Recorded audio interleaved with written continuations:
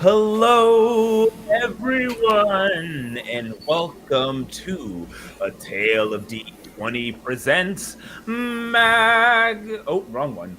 Theros, Gods and Glory, Glory, Glory. Where four friends journey together to tell a story of mythic proportions. Hey, there's a lot of intros that have me self-echoing here that we've done in the past. But hello, everyone. My name is Tail Weaver Omar, and I am joined by a fantabulous cast of TTRPGers, players, and content creators as we are diving right into part two of our epic adventure where we found our heroes, Phelan and Boar. I don't know why I'm forgetting your names already. Phelan, Boar, and Rheos tackle a quest given to them by the goddess Thassa. But all is not what it all seems to be. But before we go into those details, let me reintroduce you to these amazing players I have beside me. Starting with Travis. Hello there, Travis. Hello, everybody. I am Travis, aka Zendaric, your lovely enchanter here at A Tale of D20s. And I'm playing Rheos Harbog, your Orcish Shaler. Your Orcish Shaler! Hey! Your Orcish Sailor, Paladin, in defense of the Passage of the Dead. And I can't wait to dive into today's episode. Sweet, sweet, sweet. Can't wait to see how you take on this turbulent section of our story. And then moving on over, familiar face, of course. Welcome back to Declan.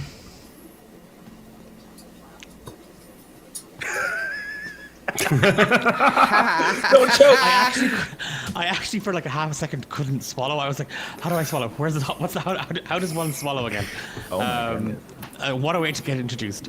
Normally, I know how my body works.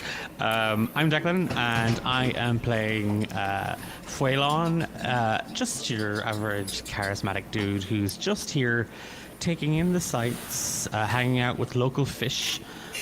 And really wants to try and make friends and maybe some coin. That would be nice. There's something about gods. I don't know. Like they were chatting about it. He's here to see what opportunities that he can make of it. And gosh, if he doesn't make friends along the way, well, at least he'll have made some money. So he won't be too sad. It's a pleasure to have you here again, Declan. And then last but certainly not least, a new face on the channel, but hopefully won't be one that you won't see again. I said that's so many double negatives. Hopefully one you'll see again soon.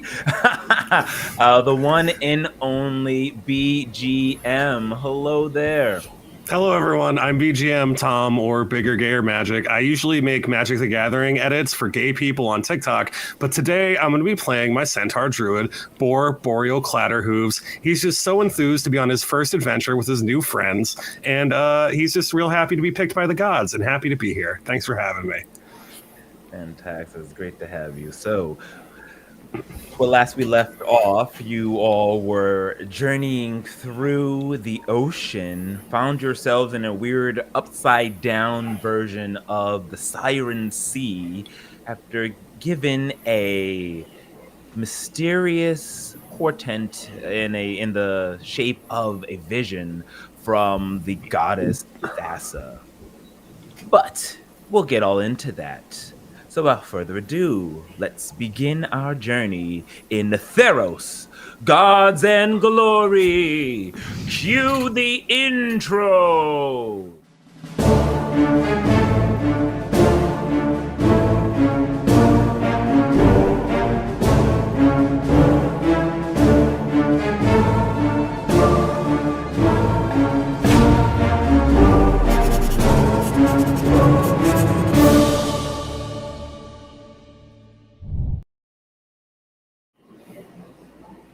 Okay, so welcome back, everyone.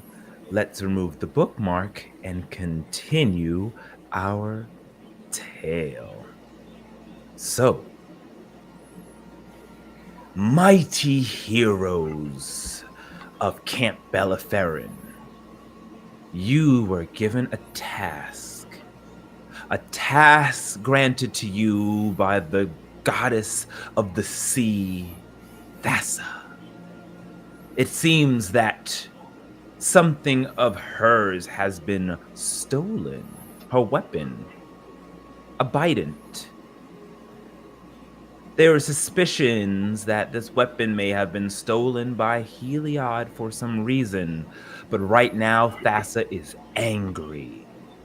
Angry that her mystic item has been taken from her.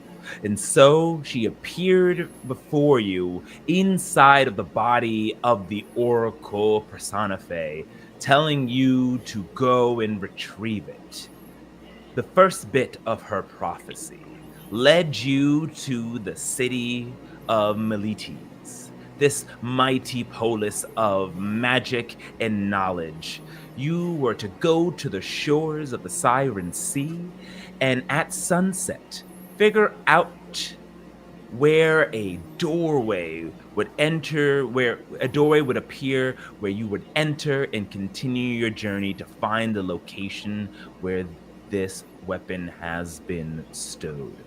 But along the way, there were some strange, ominous foretellings that you were able to perceive. Specifically, our centaur jovial friend Boar, with the help of his sparrow allies, much to the chagrin of Huelon, noticed a creature or some sort of entity in the background of the harbor of Meletes. This skulled face, snakes slithering around the head, and horns that protrude out like a ram disappeared and suddenly. But you all found this mystical archway during low tide as a stone was hit by the light of Heliod. Standing in the right place at the right time, the sea split in half, creating a circular pathway, a tunnel about 30 feet in diameter.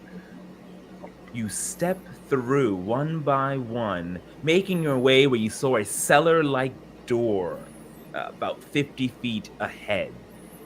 And as you turned around for one last time, you but caught a glimpse of some strange mystical symbols on the back of the archway before the ocean crashed down before you.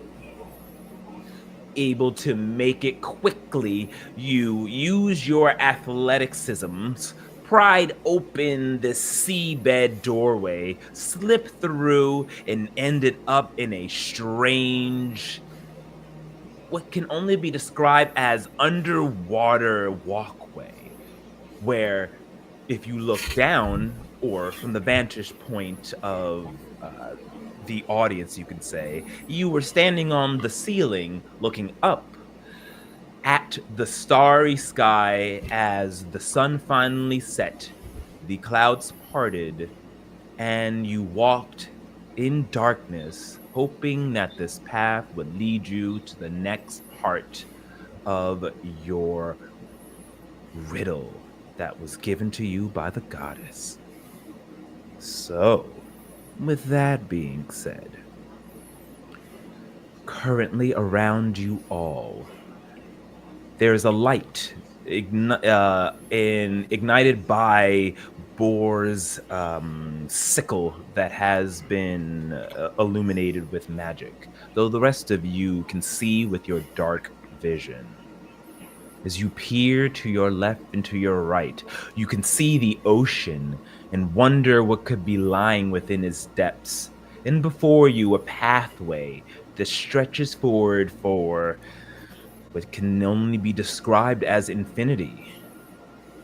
And as you march your way, going step by step, I'm going to need you all to tell me, what do you decide to do next?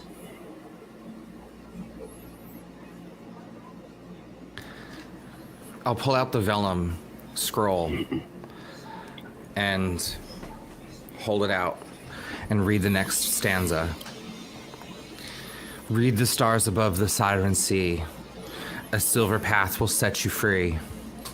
When 3 bells toll and torches flare, rouse the city on a living hair.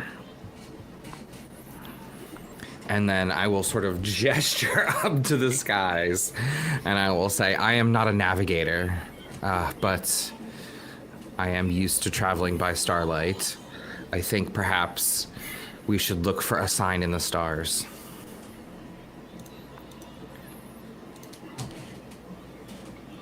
And then I'll offer the scroll if anyone wants to read it to see if there's any hidden message. Fuelon will take the scroll and just kind of upside down, backwards, sort of flipping it over to make sure there's nothing on the back of it. And then he's just going to look up at, or look down, I guess, or upwards towards this, whichever way the stars are. He's looking that way. And he's just going to have a look to see if he can spot, because sometimes the gods are very, very cryptic, as in the scroll, and sometimes they just put a big old bloody star in the sky that is might as well. He's going to try and look for stars.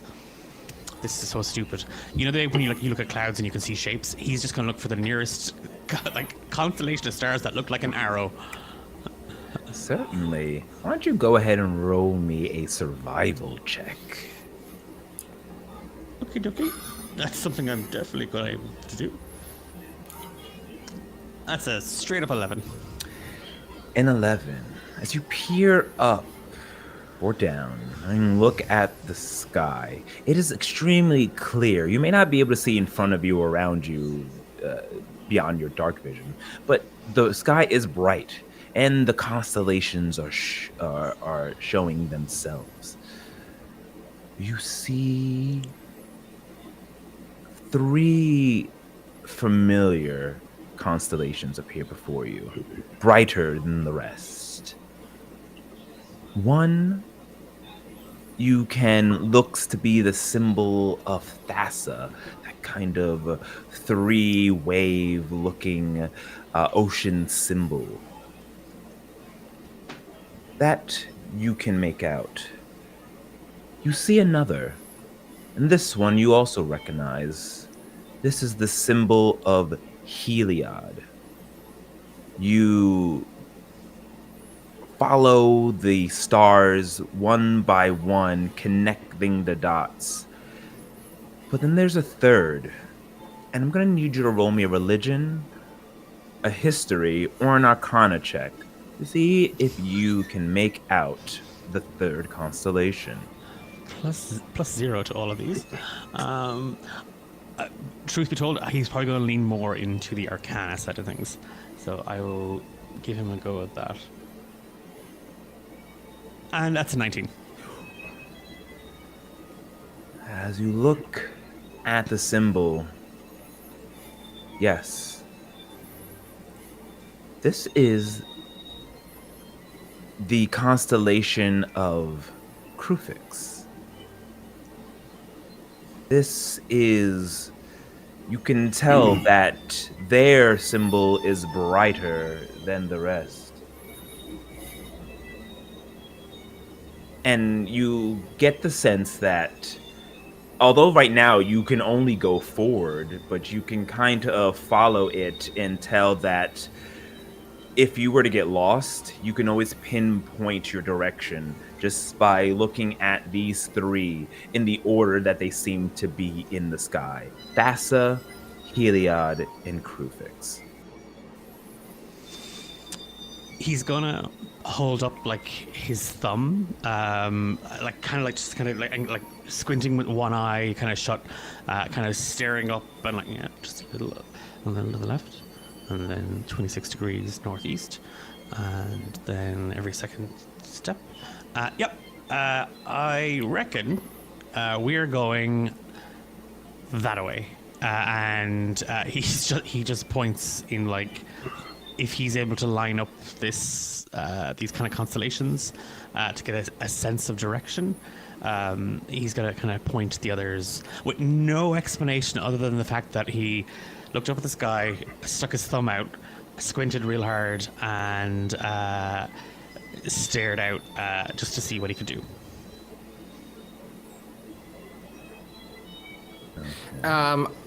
Which one did he end up pointing us towards, though? Oh, Krufix. I mean, I definitely think whatever about Thassa and Heliod, those boars, Krufix is mysterious. And we're on a mystery, so maybe that's the way we're going. And he's keeping that in line with kind of his.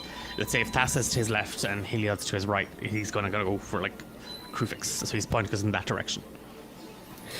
As you sort of like point us in that direction and suggest that way, I'm gonna say like, wait. You can't just dictate and point a direction. You have to just tell us why. Oh, and it says the silver path will set you free. Why do you think that Krufix is the silver path? Well, Thassa, blue, Heliod, yellow, Krufix, silver. I mean, like, that's because you decided it, like, or it could be, as we saw these constellations in the sky, 1, gold, 2, silver, 3, bronze. And which of the gods would you say is bronze, Reyes? If you could just say that really out loud. Which of the 3 would you say is third place? No. You are getting me into divine trouble here. And I'm saying for the sake of the prophecy, maybe the second one, and you can admit that a shining sun is obviously more golden, but I think it could be silver too. Do you have an opinion, Boar? I'd like to try to guess where we are, because we don't know where we are, right? Can I roll a check to see what's good with that? Oh yeah, that's also a survival check to kind of get your bearings. All right, cool. I'm gonna roll a survival check. Survival. Ooh, I got +4 on that. And may the odds be in your favor. Ooh, I got a 16 +4 is 20. Ooh, a dirty 20. Nasty 20. You have been walking for a bit now, talking amongst yourselves and trying to figure out the location. Eventually, you do come to a crossroads. The blank path splits into 3 different formations, or to say pathways.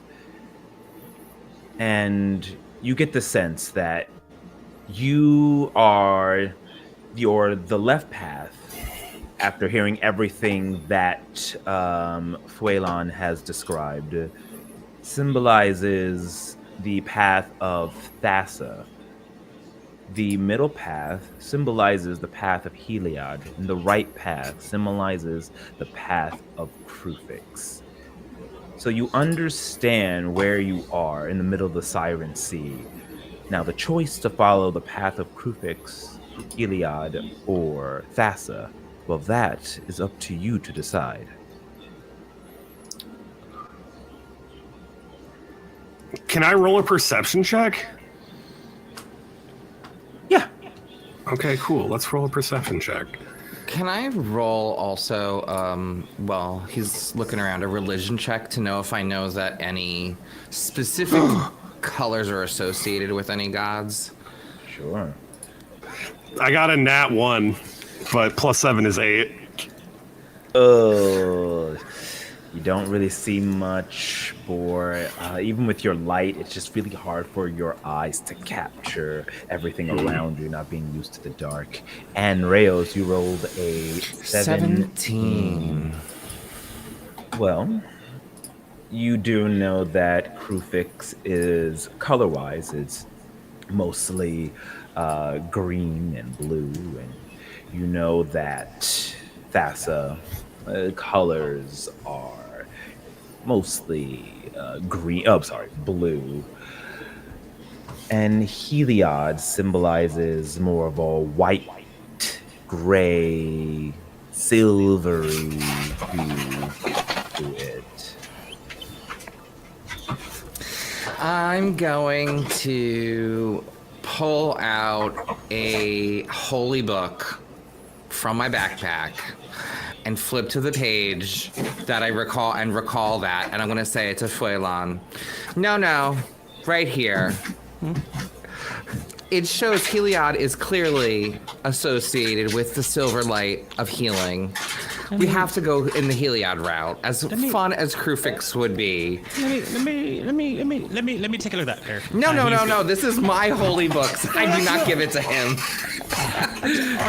He's going I to hold lean it in. out for you to Yes. look at the page. Yeah, he is. He's gonna look at it. Okay, and he's like, and you can hear him kind of reading it, like muttering to himself. Yeah, it's like I said. Heliod, yellow, white, silver.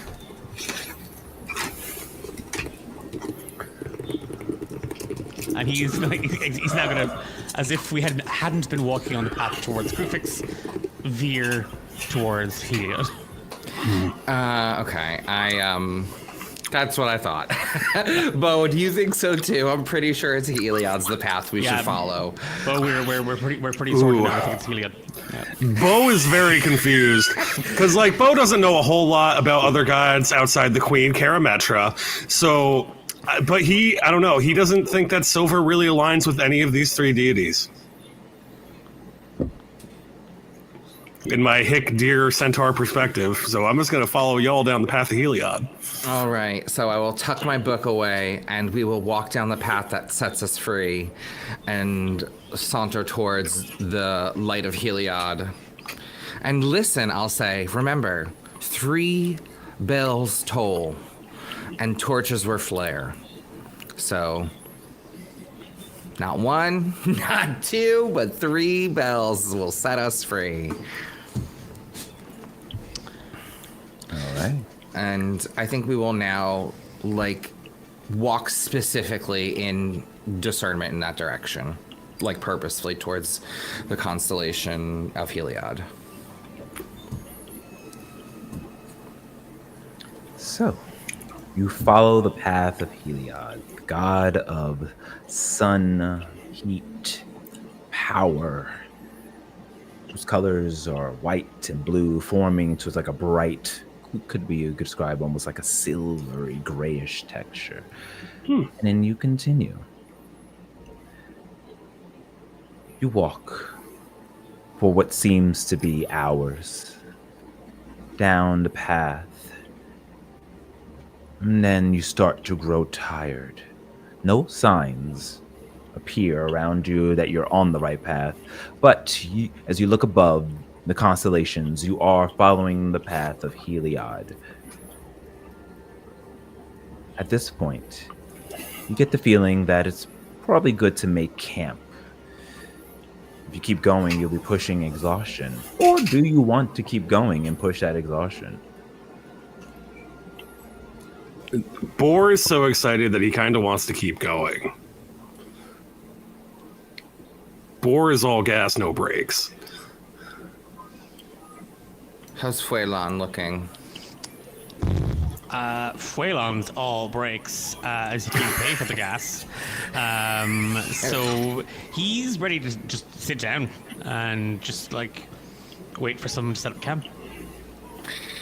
Okay. So can I do a perception to see if there is anything maybe look for an oasis in this nothingness that we could potentially go to and maybe set up camp, maybe push on a little bit? Unfortunately, you would see there's no oasis or anything, at least not for a while. The path just continues. You can keep going forward if you want, but you get the sense that you'll be further along in your path, but you will be sort of in the same situation where you're on this kind of large bridge that's fully exposed. Interesting. And as far as the eye can see is just still as far as we keep going as far as the way back. I guess we should be prudent. We are in unknown places. We are unsure of our surroundings. We should set up camp, replenish ourselves, and take shifts. And we can pick up as early as we can, get through a quick rest. And Okay. just to be extra careful, as we are in a place under the sea, to remind us all. And I will, start unfurling my backpack and taking out some of the equipment that we've carried, and getting ready to sort of make a little space for us. I think Phelan will get some of the supplies, like the food and stuff that he bought. Just kind of pointing out, and this is how much this cost, and this is how much that cost, and and he's kind of putting it all out. Yeah, Boar makes in much the same way. He unfurls his pack. He's a little disgruntled that people are not directly answering the call to destiny and are instead choosing to rest. But he begrudgingly wavers to the wills of his compatriots. No, this is the restiny part of Destiny. Oh, the rest. Oh, my mistake. Okay. All right. So you all take out your packs, your sleeping supplies, and begin to rest up. Is there anything you wish to do before falling asleep for the evening? Anybody keeping watch, or you all just falling asleep? Absolutely. Go ahead. Can I look for animal friends? You certainly can if you want to kind Alright. of stick your hand out and enter the water that surrounds you. Go Yeah, ahead and let's see roll- if there's any. Yeah. What go am I ahead rolling? and- roll me up another perception check. All right. Come on, animal friends. Phelan's gonna Ooh. lean over to Rayos and just be like, "Watch this." 16. I feel like I can't wait. 16.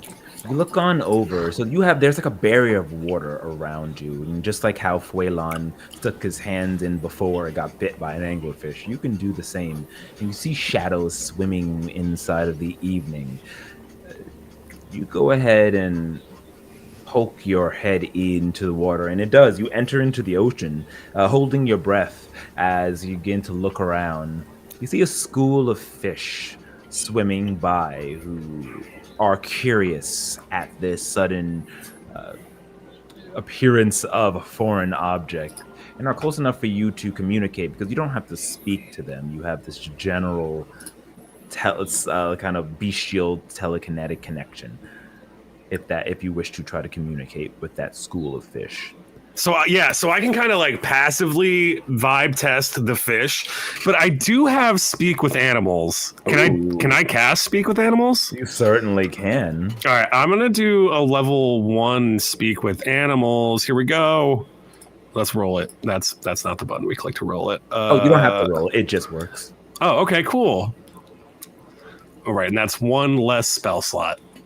I cast speak with animals, and I attempt to make fish friends. Okay.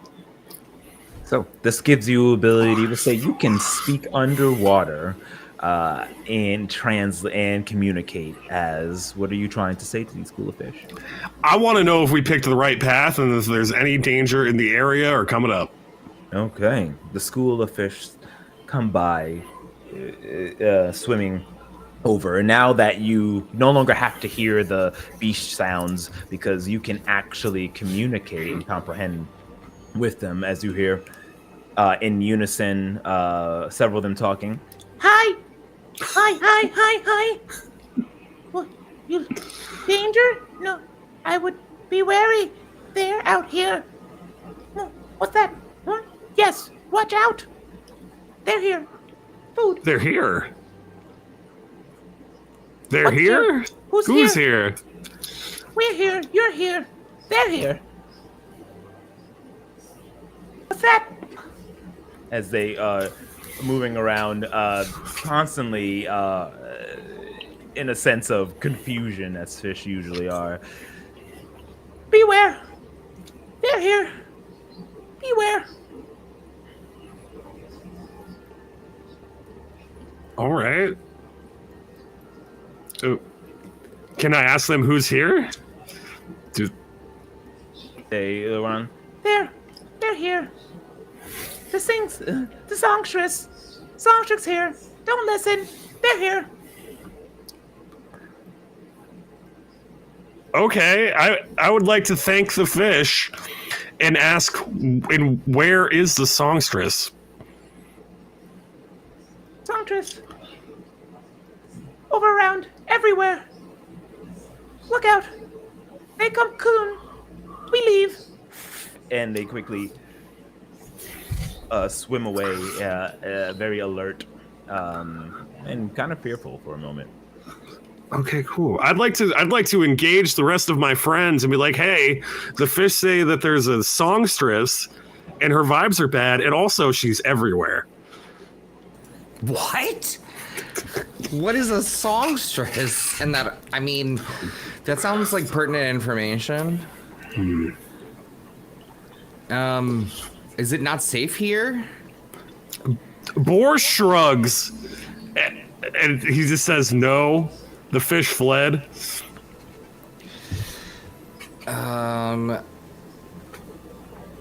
Okay. Did you see where they went? Like, they went off the path, a place we can't go. Yeah, we can't follow them. They swam away. I will...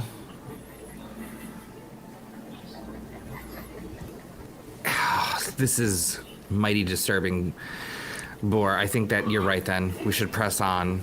Phelan, let's just have this be a short rest. Eat some snacks, and then press on for a little while. I don't know. That doesn't sit right with me. Which part? The part that he... Jesus, like he just stuck his head in the ocean. But like the only thing I don't want to say the only thing he's good at, but he can talk to animals really well, and like they gave him real information of the surroundings, so like we gotta trust that to some degree, right? Phelan's gonna pick up Dove and just kind of like give the cat like he's just telepathically just communicating like sheer exasperation. And he's just gonna like take a handful of some of the food, give some of it to Dove, dust off his pants, and just lead on to the songstress or not, I guess. And he's gonna look to Bo to be like, and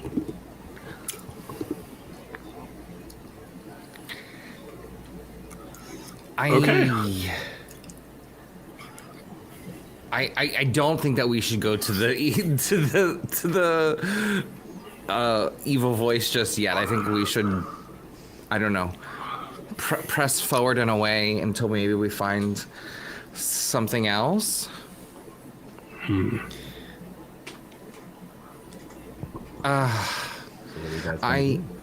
I would like to... I'm spooked out in this moment a smidge. So I would like to use one of my second level spells. And I have see invisibility always prepared as a watcher.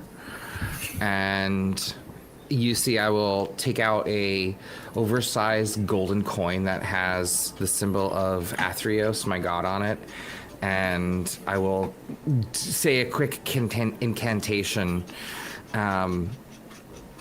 No veil may bar the warden's sight. I pierce the gloom and claim the light, and flip the coin. And as it like flips past my eyes, the camera zooms in, and my eyes go from sort of grayish to sort of illuminated, and I now can see invisibility, and I'm just looking around to see if there's like any hidden things in our space as we like pack up and prepare to leave this area. Sure. How long does that last? 1 hour. 1 hour. So far, nothing seems to illuminate as your eyes glow with the eyes of Aetherius, and you continue to perceive around you. Everything still looks the same, but Nothing hidden with magic or anything of the like for now. Did we stay enough to have a short rest? No, you did not. You kind of poked your head and do you want to stay for a short rest? I mean, that's what I said to do, but like, I don't know. I don't know if we need it, like, as a above table. I don't know if we need a short rest, but I think only myself and Boar took a bit of damage. do we But want I'm to not- take a use for? It's 4 hit points. Like I'm not that bad. Okay. I don't like the sound of the songstress. I don't think we should stay here. I don't think we should listen to her song. The fish don't want us to listen to the song. Okay, yeah, so then no, we'll pack up quicker before we finish our short rest and continue on. I think while in that moment, like where we're packing up, and like Phelan was giving kind of like telepathic daggers to Dove, and Dove was giving them back. He is going to send the cat off ahead. Like it's just a cat, like it's a cat, to kind of scout out. And he can, as long as they're within 100 feet of each other, Phelan can, as a bonus action, see through Dove's eyes as if he was there. So he's going to use the cat as like a little bit of a scout. All right.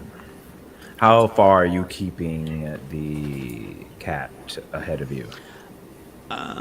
Like I can see 60. Well, we said 120 feet in terms of like my dark vision, but I think I'm going to have Dove at that 100 feet ahead of me, like just sort of if he's peering out, keeping an eye as we're approaching, so that we'll see it. I'll see it before I can act. The cat can see it before I can see it, kind of thing. Got it. So, Dove goes off ahead, so 100 feet plus ahead of you, inspecting the area as you will pack up and continue walking, tired as the days, the journeys are starting to become a heavy burden upon your backs, legs, arms. But you press on. You walk for about another 45 minutes into the dark. And suddenly, Dove, your connection to Dove disappears. You're...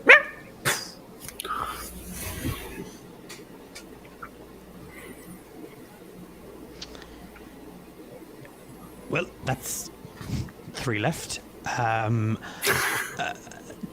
Dove's gone, so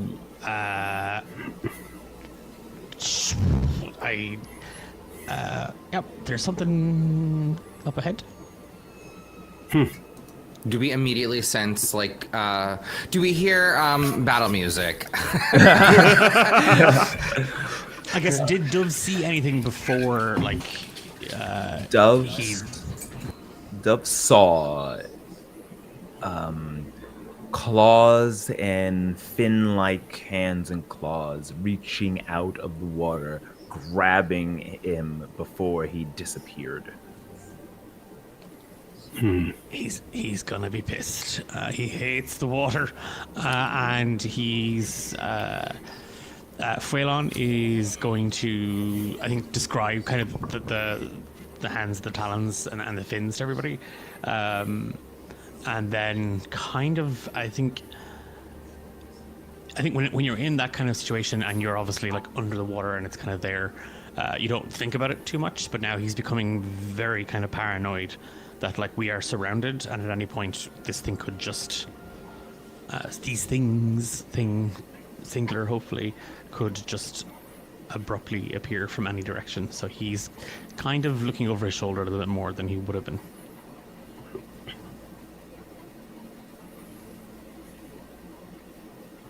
You're muted. Oh no. Thank you. I pull out my shield and look forward, and do you see anything, Phelan? You have the best vision of us. I have 60 feet dark vision. The beast howls. Sorry, my dog's here, squirrel. You're muted as well. Cat has your tongue, Phelan. Ah, damn it!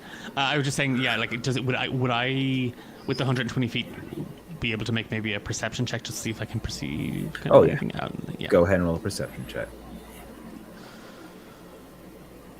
That's a 22. Something moves in the waters, ripples that normally can't be seen, but with your perceptive eyes, you catch something dashing past in the distance. Something circling around you. You're being watched. How far in the distance? It was about 100 feet, but it's going in and out of your vision. Okay.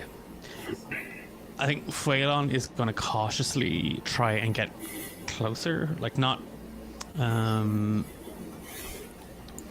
of not. He doesn't want to get kind of right in on top of this space, but he wants to kind of maybe close the gap and move about kind of 60 feet in that kind of vicinity. I'm going to follow him and stay within 10-ish feet of him at all times, or as close as I can be to ensure that he doesn't get pulled into some melee without support. I would like to stay in the back and take my bow out. Okay. Come on, Sagittarius.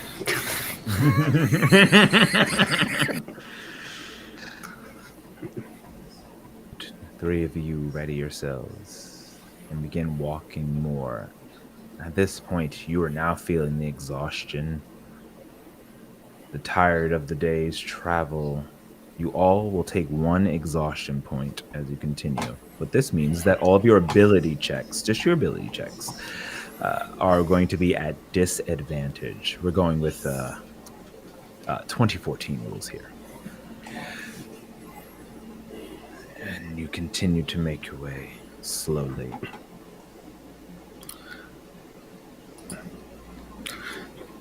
I'm sorry. Do we add the exhaustion point to our character sheet? There is a way to do it in the top right. Next to the armor class, the box to the right of that, there's defense and conditions. If you click on the conditions, that should open up. Thank you. And then at the bottom is yeah.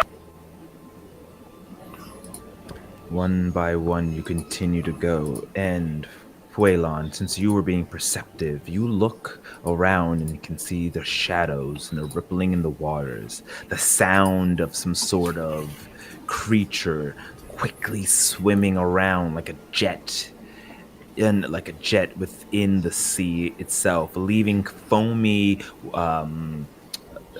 leaving like a foamy ripples in its wake. And then you hear it.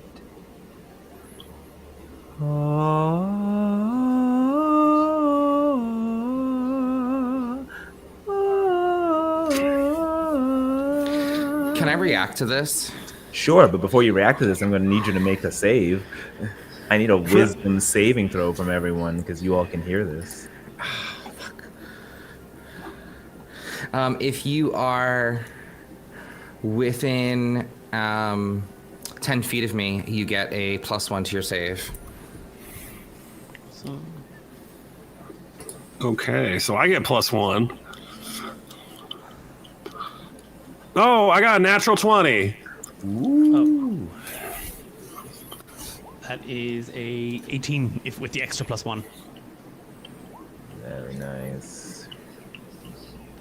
Okay. And that should be a 15 with the +1. Ooh, 15 is the saving throw. You all start to get dizzy, as if being pulled by in this voice, and it translates, the oohs and ahs translate into words in your head. Step into the siren sea, come and play with me. Come and play with me. And as you snap out of the stupor, in that moment, a shadowy figures get closer and closer in closer until popping out in your vision, you see these hideous, thin fish-like faces, almost like mermaids, but more decrepit, dark and skeletal. You see their exposed flesh and their bones protruding out as these weird, almost zombified looking creatures of the sea appear before you. These sirens with something much darker. And I'll need everyone to roll initiative. But Rayos, you did say you wanted to do something. What was that something you wanted to do? Oh, it don't matter now, honey. Oh, God. I mean, I might. It's part of my channel divinity, but it would have helped for wisdom saving throws. So that's why I was hoping to trigger it at the onset of the song, but it's okay. Got it. Alrighty, so I'm going to go ahead and reveal the map to all of you. All maps here printed today. It was got received from Chespeku, amazing map source. Please check them out at chespeku.com. So.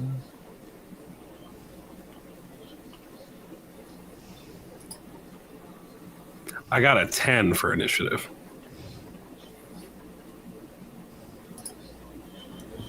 Oh, that's a cool map. Okay, and I make sure you guys. Do you all have your minis, or are they not there? No, they're not showing. Okay. Yeah, I don't got them. All right, let me go ahead and re-grab them for you.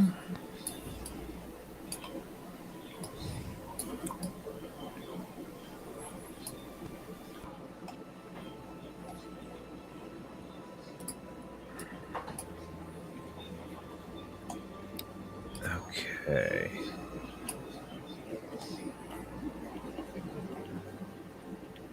Okay, so we have Riz. I'll go put you there, and I'll re-allow you to. Actually, all right. That's one, and two.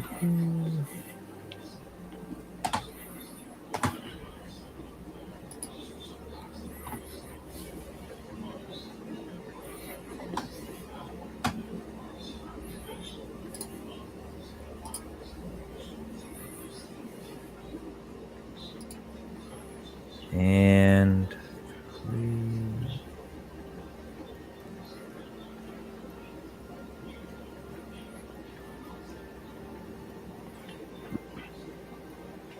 I will have to get you a new one temporarily, Boar. Okay. But I'll use this one as it looks kind of Yeah, that fits. perfect. All right, so I'm going to go ahead and just allow you to control them. I was hoping they would have moved over.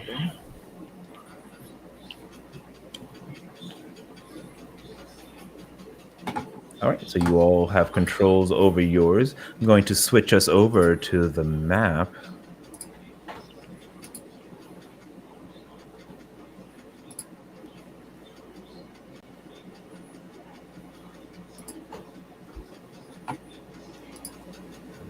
Okay. Okay.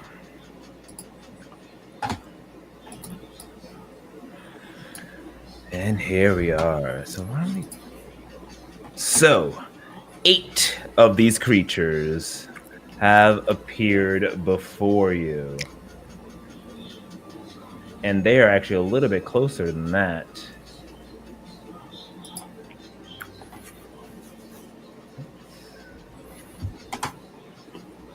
So I believe, Boar, you were a little bit further back. And we had leading the way in in the front. I feel like this is close enough, right? You would say? Yes. Okay. So let me go ahead and get you guys into the initiative tracker.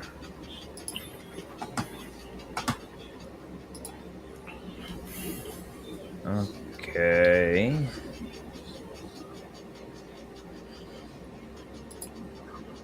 All right. So we have going first. Oh no. Yep. Is let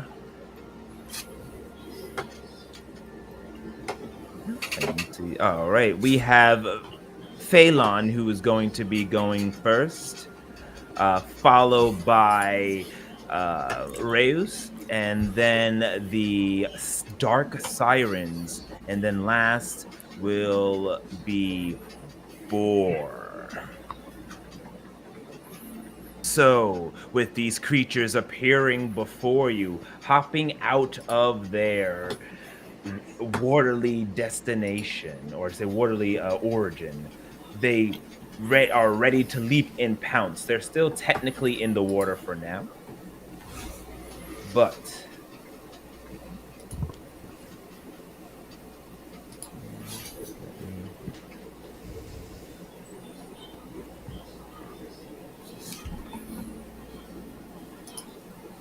it is not liking me right now when I'm trying to select these.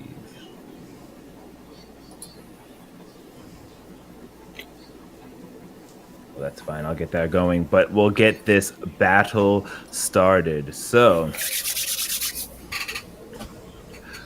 with the creatures all before you, we're going to start off with Phelan. Phelan, the sirens are there, appearing on the side of the bridge that you stand on. What do you do when you see them ready to strike? And let me know if you can or cannot move your miniature. I can move it. It's good. Perfect. Fuelon is having heard the song and kind of picked up kind of what they were maybe trying to do. He's going to. He just grins like it's this big Cheshire cat grin on his face, and and he's going to reach into his backpack and he pulls out a fiddle. And he just starts playing it. Oh, ladies, and sorry, gents. And he looks over at maybe one or two of the merfolk that are male identifying, and he just starts playing a shanty about the sea being a cruel mistress, and he's going to try and create a racket. As his action, like he's going to try and kind of outperform them, so like that his song is louder than anything that they might put out, so he's just going to start like scratching the bow against the strings of the fiddle while playing the song. It's not a nice sound he's producing, but it's that hope that it'll keep Reos' bow and himself from like possibly getting enchanted. Got it. And maybe piss off the merfolk, who knows? As you go ahead and play your song, I believe that gives you gives everyone advantage on their checks for being charmed or frightened. Nice. Bonus action, he's going to go to look at Reos. And he's going to like switch up the kind of the melody that he was playing on the fiddle as he casts Bardic Inspiration, and it's just like shine a light through storms, and he's going real fast with it. Guide the hearts of the crew within razor blades and let faith begin. We shall with the holy tide win. And he's just going to screech it across the thing as he says win. Right at Reos, giving him Bardic Inspiration. And a headache. Nice. And what's the D8? The D6. Just D6. All right. So, Reos, you get a D6 to any of your ability checks that you get. But remember, your ability check, or any roll that you make, remember your ability checks at least, not your attack rolls, your ability checks are at disadvantage because of you being tired. Okay. Up next is Reus. Hearing the inspiration from Faulon, I feel like I must also too beseech our gods for help, and as a bonus action, I will hold up my shield, which looks like the face of Athreos, emblazoned on a stamped coin, and point my longsword towards the enemy, and I will say, by the river's right and the coin's decree, my blade finds its mark. And as a bonus action, I will cast Divine Favor on myself. And this is not concentration. This is for 1 minute until the spell ends. All attacks I deal with this weapon deal an extra 1d4 radiant damage. Oh, that's never mind. Let me just actually cast show the spell. Or did that just rolled damage? I guess I'll roll the damage when I actually go to hit, but it would be an extra d4. And then I will take a few steps forward. 1, 2. And I will strike this one directly in front of me with my longsword and the power of Athreos and my bard behind me.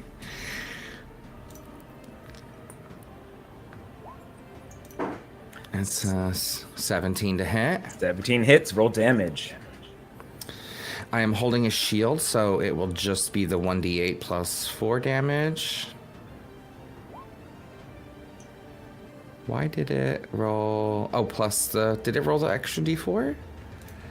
What did it do there? Let's see. So you rolled damage. You rolled the one-hand slashing damage, and then you rolled two-handed slashing damage. So did you use one hand or two hands? Oh, no, I used one hand. Why did it roll? I clicked just the one-handed one, though. That's weird. Yeah, so just the one-handed one. That's why I said 1d8 first. But as a paladin, I get 2 attacks since we are beyond level 5. And also, we'll bring this up now. As a watcher, a paladin, I have chosen to take the Sentinel feat. So all creatures, when they make an attack against you or other creatures, I can use my reaction to make an attack against them. And if I strike them, their movement moves to 0 until the start of their next turn. I will take my second strike against the same one, though, in front of me. He looks well, correct? Yes, you just did 12 points of damage. Still looking well. 25. Wow, roll damage. Okay. All right, so for 6 points of damage. Oh, and so this is where, as I said a moment before, my Divine Favor also hits them for each of these attacks. 4 points for the first one, and then 2 more points. So 6 points total of Radiant Damage. Nice. For these strikes. You did 16, and then you did an additional 8. Very nice. So you go ahead and make those slashes as your radiant light shines up, illuminating the area momentarily, as you can see the sea creatures inside the water all dispersing from these dark sirens. And this is radiant damage. They are going to take... these two. Yep, they're going to take extra damage. So this one is now on his last leg. As the radiant, you can see that these creatures, knowing that how they're reacting to the light of Athreos from your holy blade, they are like... As they screech back. As this one screeches, as I slice into it, I will shout, "Fear not, I will place a coin upon your eyes when you fall this day." Okay. Anything else? That is my action bonus and a little bit of movement. I have nothing else. I will pass. Okay. So, all 8 of them will go. Seeing you as a threat, first we'll deal with the one that's right in front of you. It is on its last legs, but it will attempt to make a screeching shout that pierces your ear. No longer is the sultry songs you heard before. Now it's just chaos, a cacophony of yells, shouts, screams, and anger as everyone within a 30-foot radius who is not a dark siren needs to make a wisdom saving throw or be feared, which, because of the music of the siren of your bard here, you get to do at advantage. Is it a wisdom, you said? Yes. What does rolling with advantage mean? You roll twice. And take Oh, the good. higher. That's good because I got the first time I got a 6. 17. 17, success. You're not frightened. You're immune from this for 24 hours. 13. 13. Ooh, that is going to be a failure. You are feared. 19. 19. You are immune from this for 24 hours as the screams do not cause you to be afraid. But Lord Declan, you have your inspiration from last time. If you want to use it for a reroll. I'm not great at wisdom. I'm not get a +1 to it, so it's a. Let me save you. Next turn I'll do something. Okay. I just can't. I can attack at advantage, but I am not an attacker. Like, so that's my. I mean, I can if I have to, but I'll do other shit. Alrighty. So that it was the action of that one. So you are at disadvantage as long as the one who feared you, which is the one right in front of Reus, is there, and you cannot move closer to it. But the others are going to go. This one Is it the one that I attacked or the other healthier one? the one that you attacked. Okay. Oh, so we just need to kill it then. Never mind. But this one is going to move, jump out of the water, and with its flippery feet will trounce over and get an advantage of you. And they're all going to kind of move for expedience sake and get to the positions that they want to go. One of these sets will go ahead and surround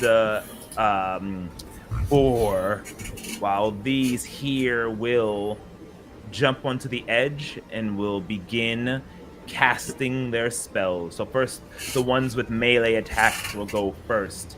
So this is against you. This is against you, Reus. The first attack from the one in behind you is going to be at advantage. Actually, I was going to say, that one was running past me. Would that trigger my sentinel feat? Is it when... So it didn't run out of your range, or is it... Sentinel also is if it runs into your range? No, I don't have the... That's if you have the polearm. I don't have the polearm feat. Okay. Oh, yeah, it didn't go outside of your okay. attack radius. All right, so... Oh, is that advantage? So the first one would definitely miss, but the second... 16 versus your AC. 18, baby. Ooh. I hold that shield up, and he smacks into Theros' face. Athreos' face on the coin. It bounces back. It tries again because it gets 2 attacks at advantage. Ooh. Okay, 7. No, you said 18. 17, which misses. Bounces off of your shield again as it hisses back. That will now the next 2 will go against. That's going to be 4 attacks coming against you, my Centaurian friend. The first attack. Okay, what do I gotta do? Oh, nothing. Oh. You have to hope and pray.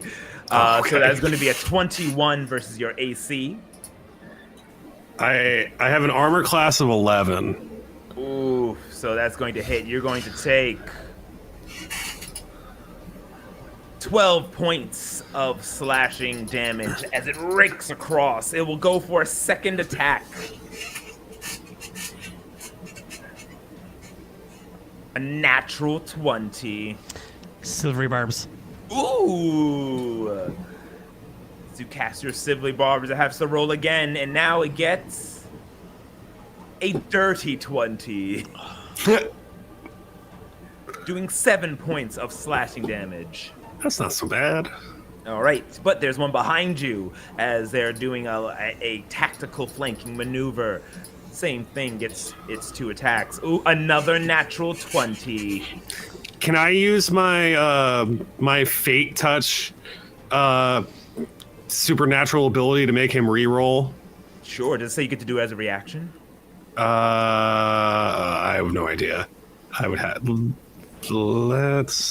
to open and find it. Oh, that's fine. I can get it to you. I'll get it for Thank you. What was the name of your ability once again?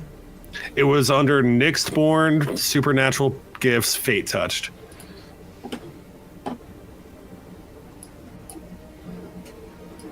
Yeah. Yes, here it is. Okay. So.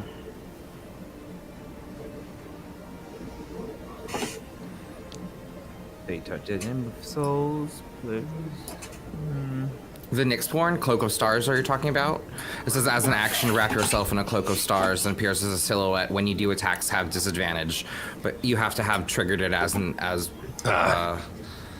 the cloak lasts for 1 minute until you don or doff it, or if you die. Once you use it, you can't use it again. I thought you had another one, but... Yeah, I do have Cloak of Stars, but there was another one that... come on, Discord. Where the hell is my Discord? Action wrap. Is it Fortune's Grace?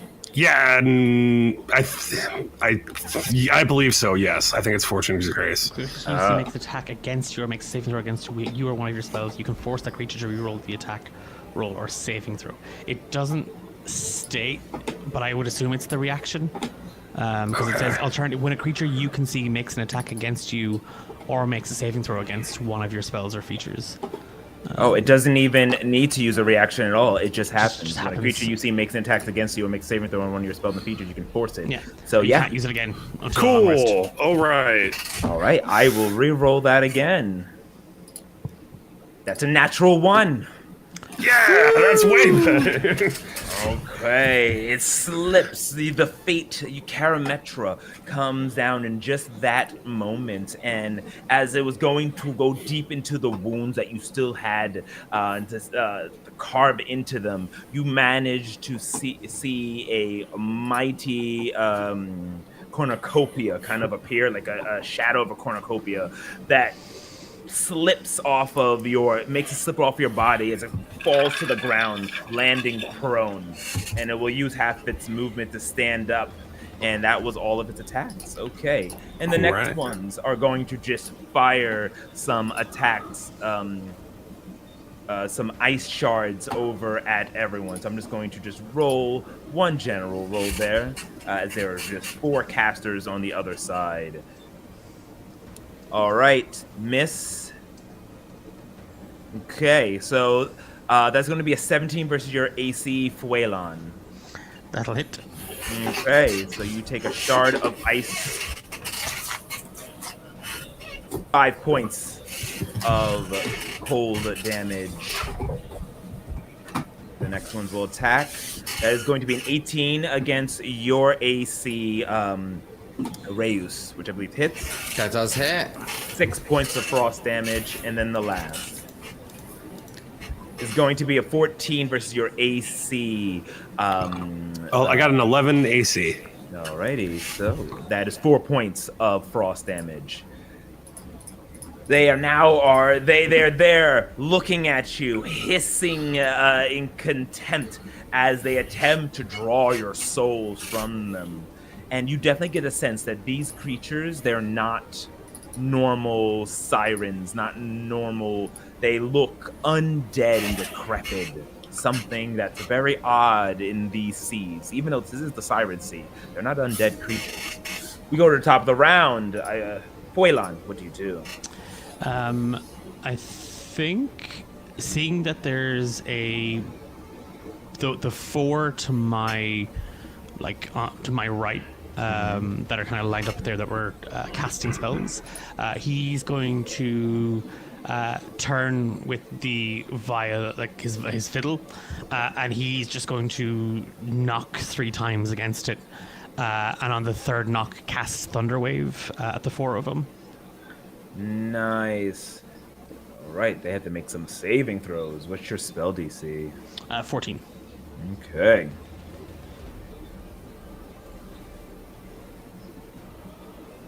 They're not good at this. All right, it's going to be a 13. Okay. So that's 2d8, and they'll be pushed 10 feet away.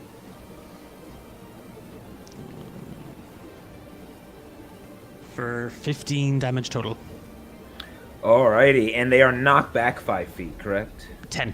10 feet. They are splashing in water. There's a resounding boom. They are pushed back, and it's all 4 of them that got hit. All 4, yeah. Right.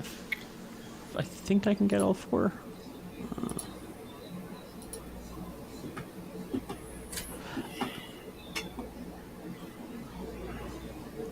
Nice.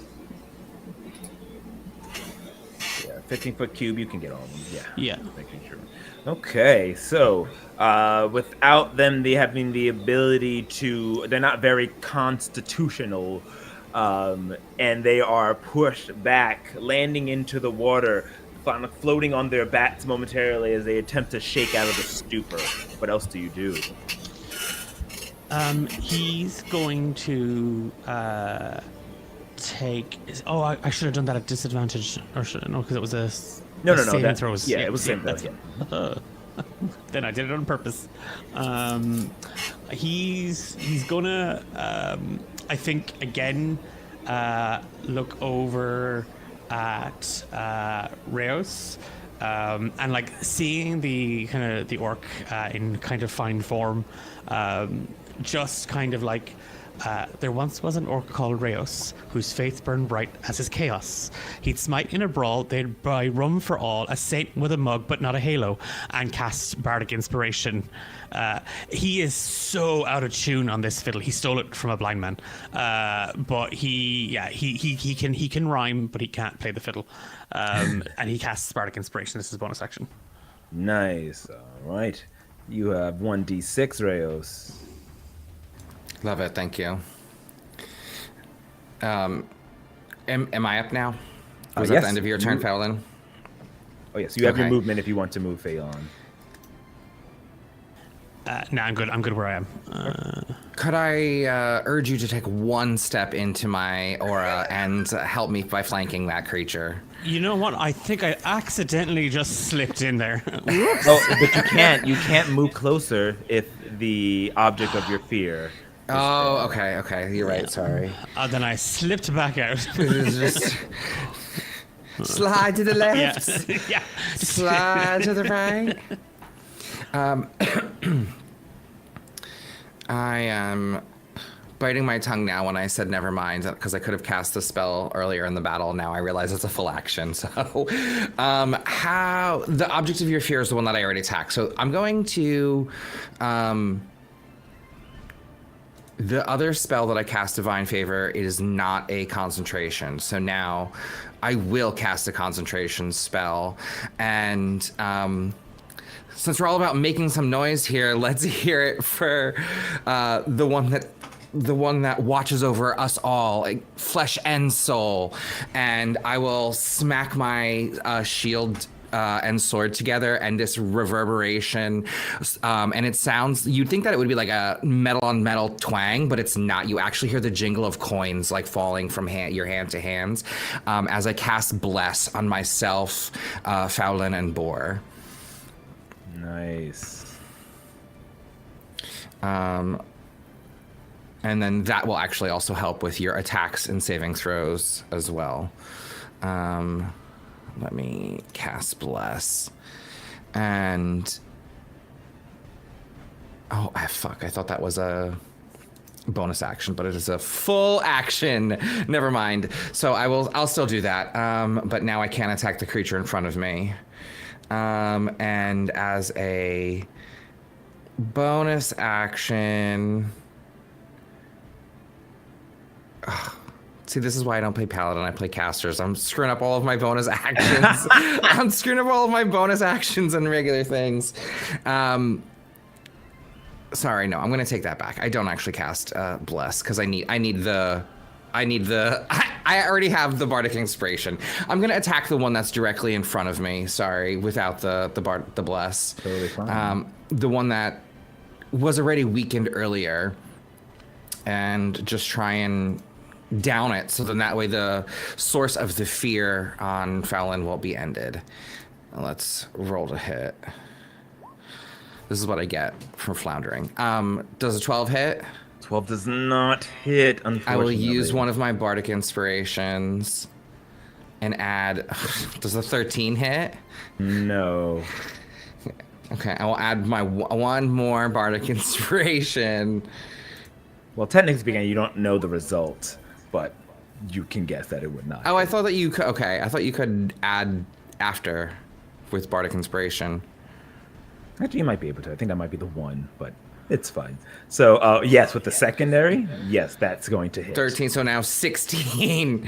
Okay, 16 hits. So that will be this 1d8 plus 4. So that comes out to 8 plus the extra d4. The extra d4 from my divine favor, which is an additional 4, and that's radiant. You slash through here. Dissipates into dust in the wind. Okay, so that was the first strike. I have 2 strikes. I will turn around and I will strike the second one that is directly behind me. And for when I divine smite, do I do that before or after? I hit it first and then choose to smite it, right? Yes. Which you immediately take after hitting. Yes. Yeah. Okay. By the 2014 rules. 2014 rules. Okay, so I will go to hit that one. Oh, yes, 25. That hits. Roll damage. Okay, this one I am pumping my divine smite into. So this is 11 points of slashing damage plus the additional 4 from divine favors, or 1d4, so that's 2 radiant. And here's a divine smite, an additional 9 radiant, so 11 radiant added to that.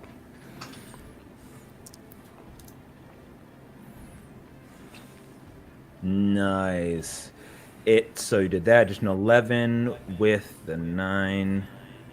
So you did a total of 11, 24. That's just enough. Ooh. As this creature screams and shouts in pain, you are able to destroy this dark siren. Very nice. I will then take 2 steps forward to get closer to my allies. Also purposefully encompassing them within my aura of protection. And that was my action bonus and movement. I'll pass. Alrighty. So, 2 down, and no longer the object of your fear, Fuelon. So you can once again move where you would like without worry of being feared. That will take it to the harpies. That will take it to the sirens, and they are going to. These 2 will use an action and disengage, meaning that no one can take reactions to attack them, and they're going to just back away. I will use my reaction, and as the sentinel, override that. Ooh. Well, which one do you want to do? Because both of them are doing it. The one that was behind. The one. No, I'll let the one that's behind him sort of run away, and the one that's in front of him, I'll smack that one. Okay. Or attempt to hit that one. All right, I'll keep it here for now. Go ahead and make your attack.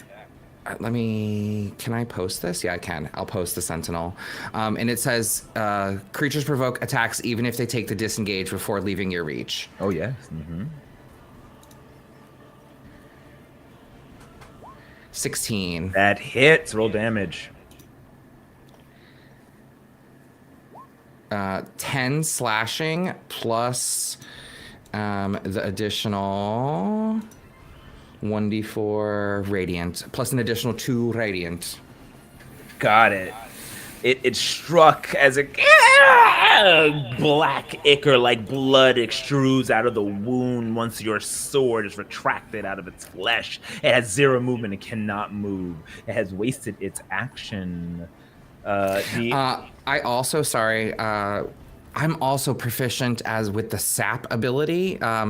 So that creature has disadvantage on its next attack roll before the start of my next turn. Okay. And the next ones are going to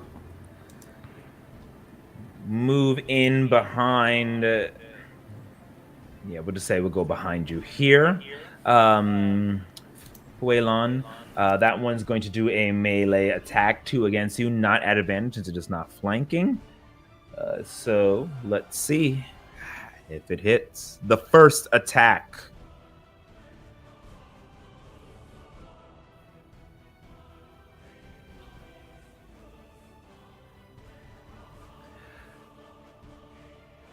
A natural 1. Man, it stumbles. You love to see it. Slipping onto the ground. It will use half of his movement to stand up and try to go for another strike. At a 13, hit your AC? Meets it, beats it. Oh, it just barely manages to hit. Doing 8 points of slashing damage. The other 2 or 3, I'm just gonna have them. Why not? It's a cantrip. They can cast it. They're gonna shoot their ray of frost at you, 1 at each of you. So, Fuelon. Okay, that's going to be a 12, which misses. That's gonna miss you, Reus. Ooh, but it's going to hit with a natural 19. You, Boar, doing 8 I think, hold on, pause. I would like to, this might be a opportune time. These are considered ranged attacks, correct? Yes, they are. The shield of Theros I hold up reverberates, and since I have allies under my protection, you see the magic that was channeled at them bend towards me, and their ranged attacks hit me instead. And instead of Boar and Faulon getting hit by those rays, I do. But I'm still have a high enough AC to withstand 2 of the 3. The 19 would still hit me. Okay. All right.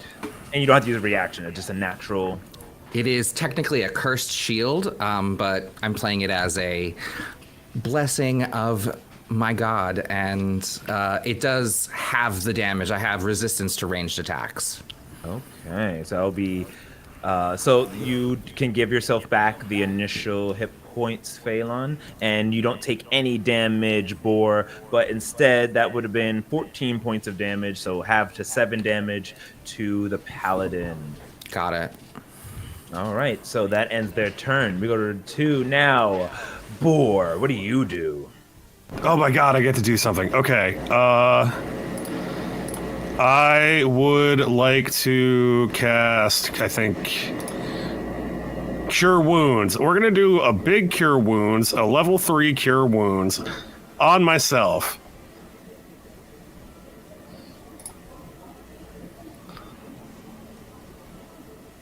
All right, go ahead and apply that those 3d8s.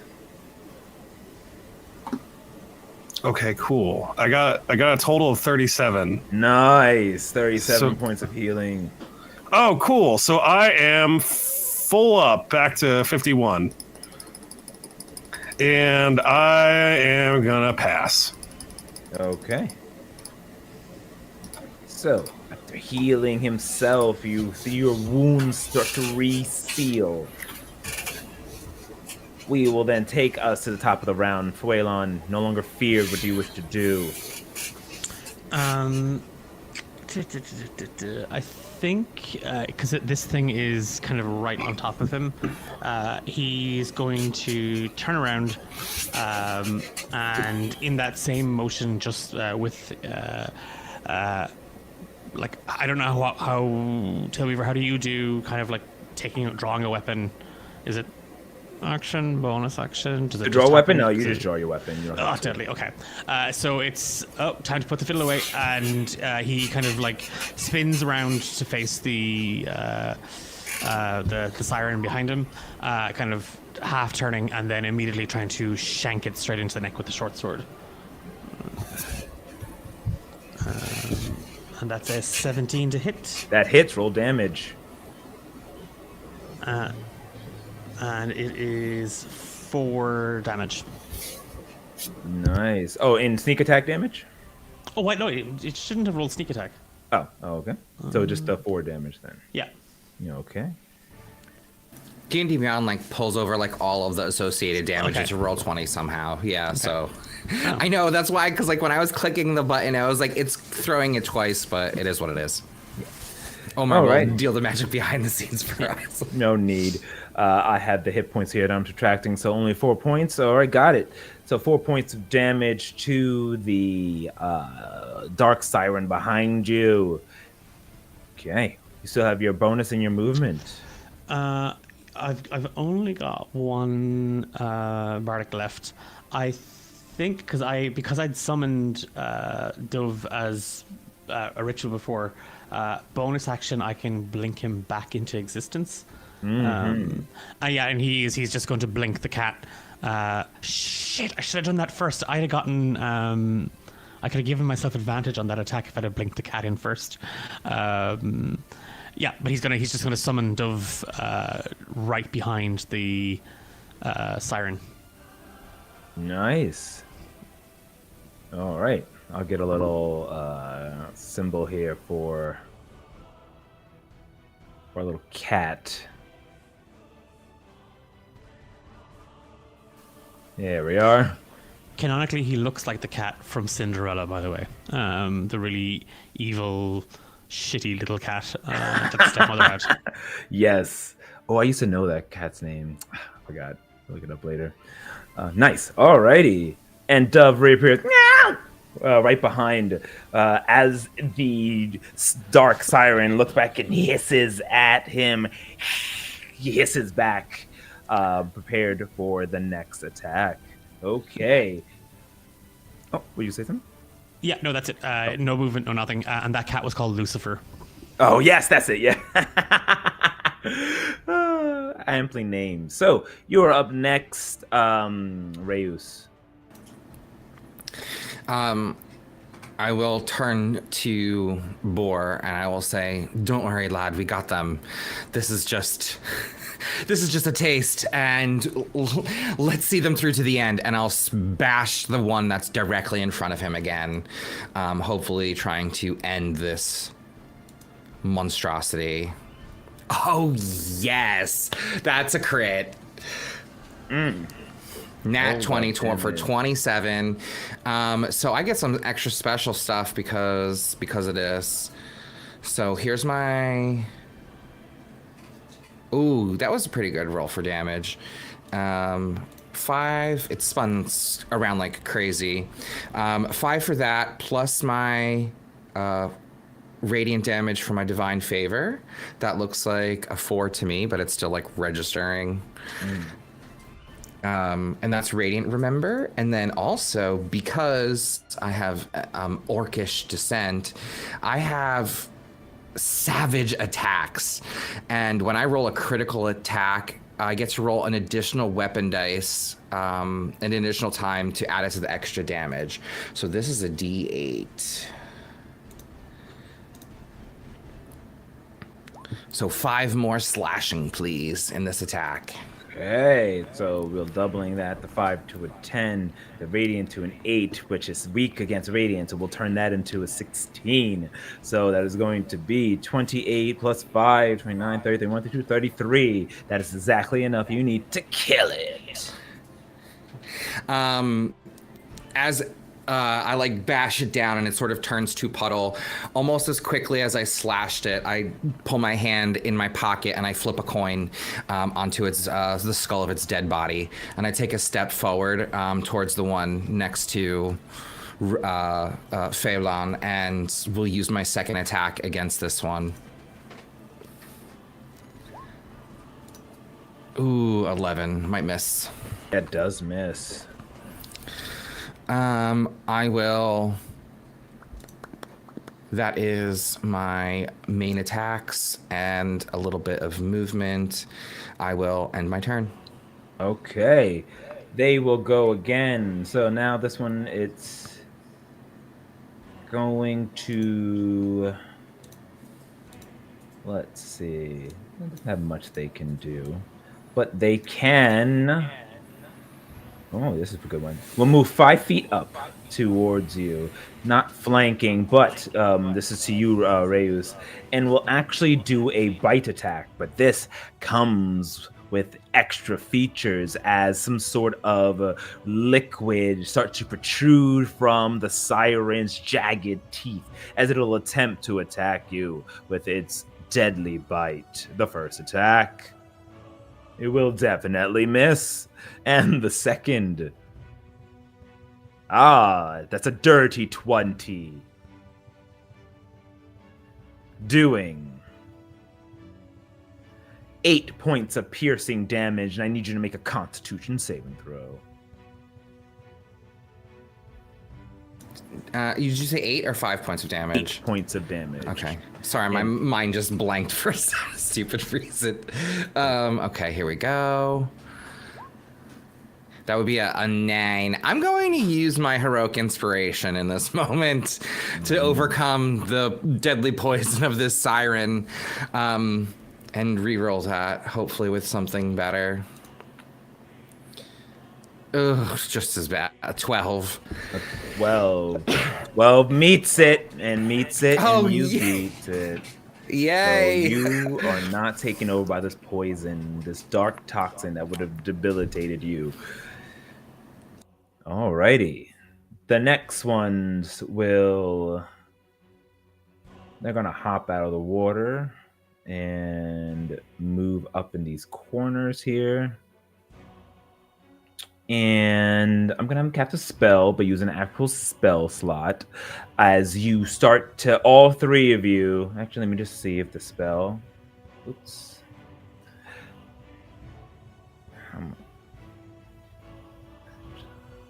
Just want to make sure, see if it's an AoE or a singer. 1 creature. They all will start to say...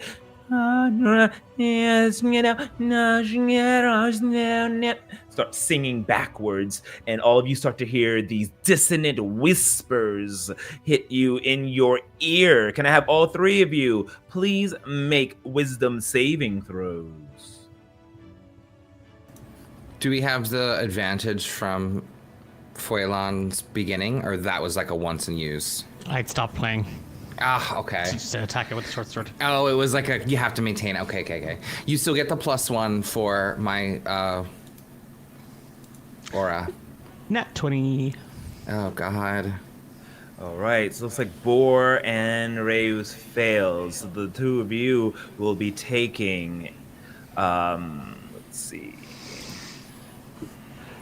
Survey says, okay, not bad. 13 points of psychic damage. And you have to move as far away from them as possible. Which would I count that as going into the water? I would say no, because the water is more of like a hard surface that you can't technically kind of go through. So you have to use your reaction to move all the way to the left of the stage.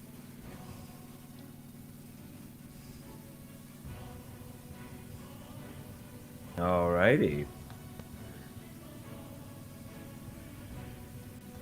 Perfect.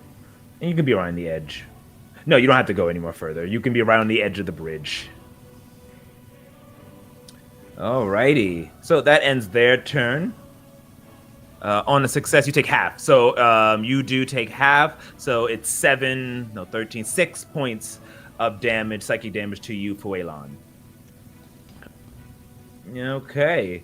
And the one that is being flanked will disengage, moving to the corner here to not be flanked. All right, so now we go to you, Boar. What do you do?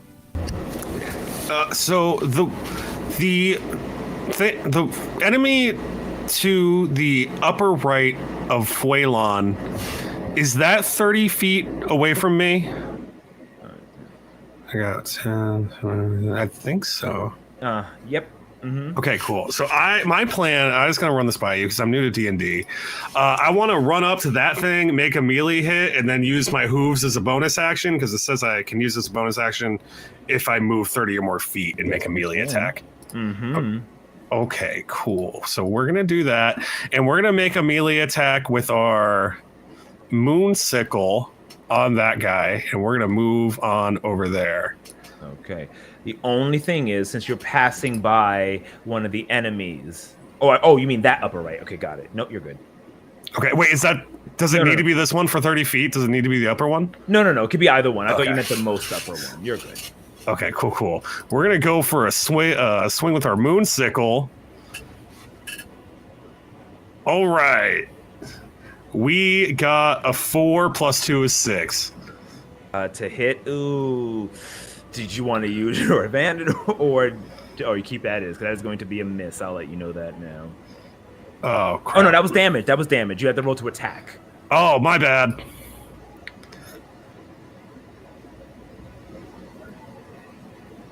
I got a 19. Nice. That comes to a 24 in total, so that's definitely hits. Roll damage. Okay, let's re-roll damage. Reroll damage, it's fine.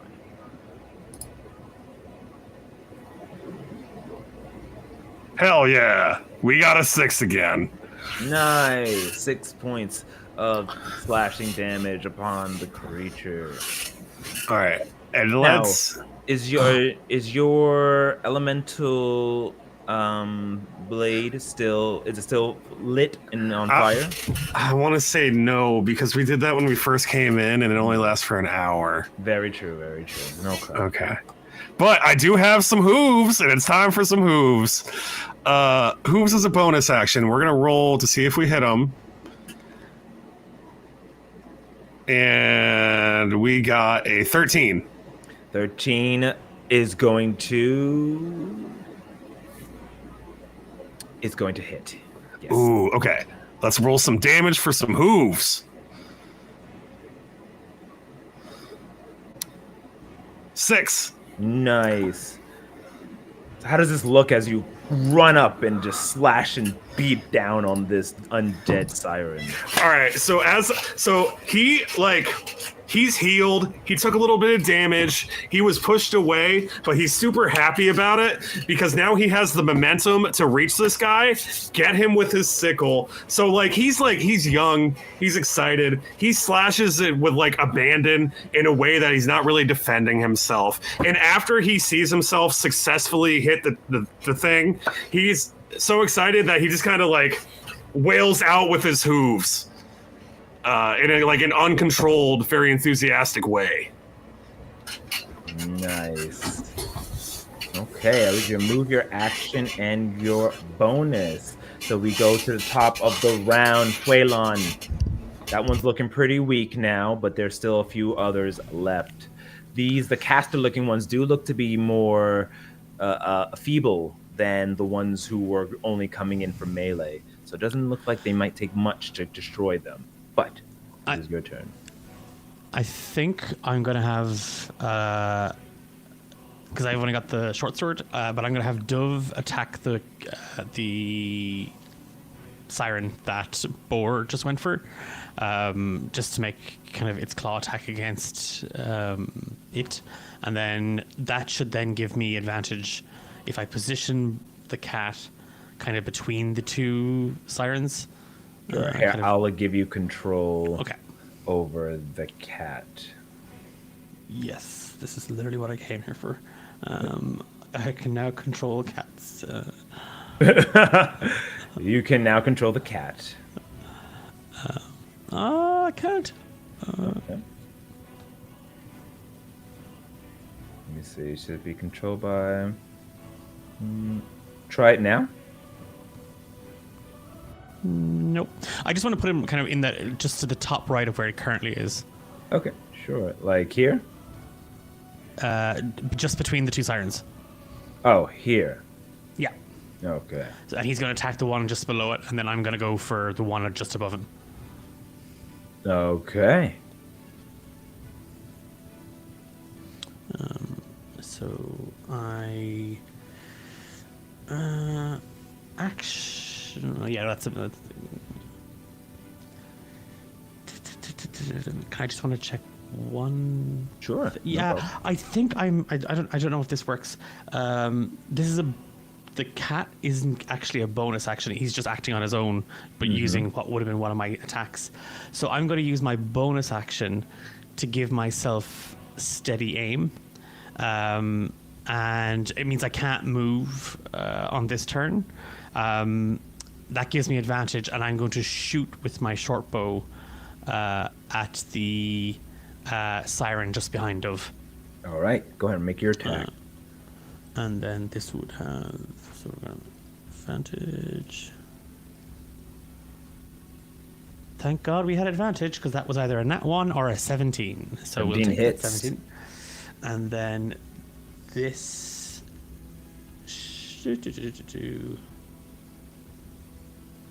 Ugh, a paltry 7 with it's a 9 with sneak attack damage. Oh, very nice. 9 points of damage. It's still up, but it is on its last legs. And then Oh, but you also say, yeah, Dove can attack. So maybe Yeah. Dove will finish it off. Stats. I'm just gonna have a look. I'll use the version of a cat on the claws. It's just a straight up d20 roll. That's an 11 to hit. So can't That imagine. does not hit, unfortunately. Kind of put that cat in a precarious position, but he'll be fine. He'll be fine. That's it. That's me action, bonus action out, and I can't move. Alrighty, so that means that Reus, you're up. All right. This one that's 2-3 squares just south of Fowlon, that one's dead, right? That's the one I killed last turn, or is that one a new caster? 2-3 squares south of. Oh, the one at the bottom? No, that one's that was one of the. Like, this one is Yeah, this that one one's alive? still or- there. It's still alive. You killed him. Okay. Sorry. Delete that for me. I don't know how to get rid of that. I will 5, 10, 15, and... Oh, no, you are totally right. That is the one to delete it. I thought I deleted that one. So, yep, no, you were right. Okay, that's what I thought. So I was here, so I'll do 5, 10, and the one that's directly north of me, that one, has that one taken any damage? No. This one. No, it has not. Okay, let me actually fix my color so it's a little brighter. And then now we can, yeah, that one. Okay, I will, as I round the corner, I'm going to take out one of my hand axes that I had attached to my belt. And hand axes are small and can be thrown. I will thrown it. I will throw a hand axe at that creature. And that looks like... It hits 19. Oh, awesome. A 19. So that will do 5 points of slashing damage, plus my divine favor is an additional 2 points of radiant.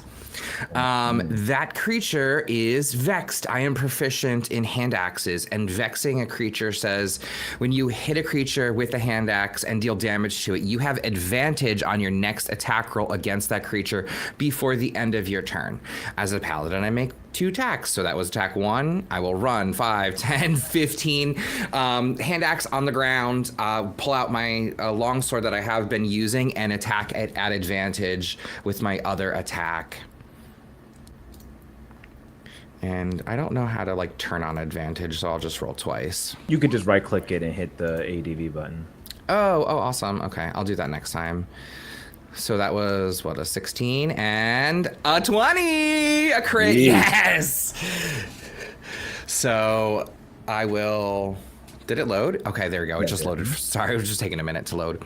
Awesome. So that will be trigger my savage attack, dealing, it looks to be 11 points of slashing damage, plus the divine favor, and plus my savage.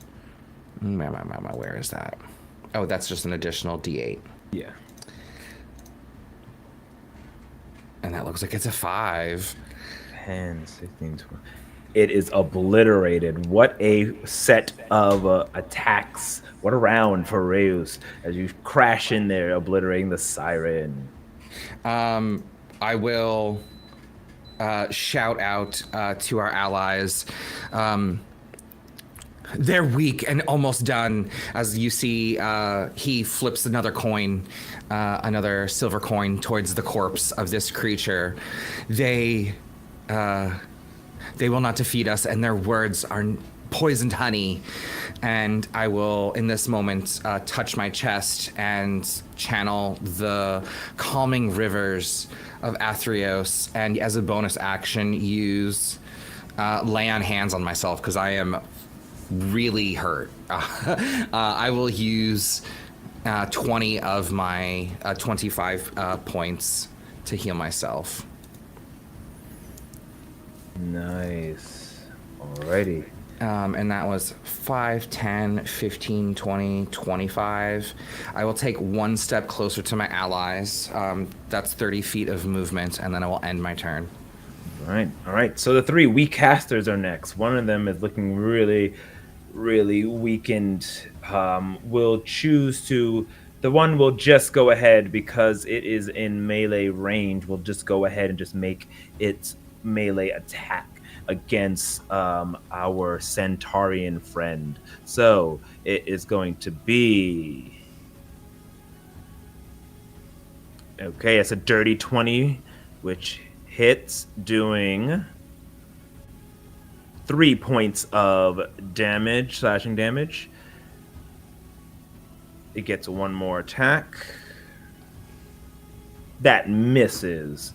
The other 2 are far enough away, so they will continue with just their Ray of Frost. This will be against the Paladin, who just kind of struck everyone. So that's a 19, which will hit. And that does 5 points of damage. And the other one will strike Fuelon. Actually, no, it's going after the cat. No, he can hit me. It's okay, he can hit me. Go on. We've lost the cat once already, he can hit me. All right, that's going to be a 15 versus the cat's AC. The cat has no AC, he's a cat.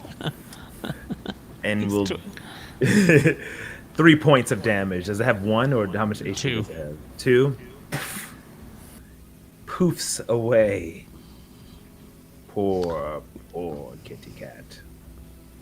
All right, so that was Frost done. Okay, they're all set, but they are the other 2 are already just weak, though they have not taken damage. The one in the middle, though, is on his last legs.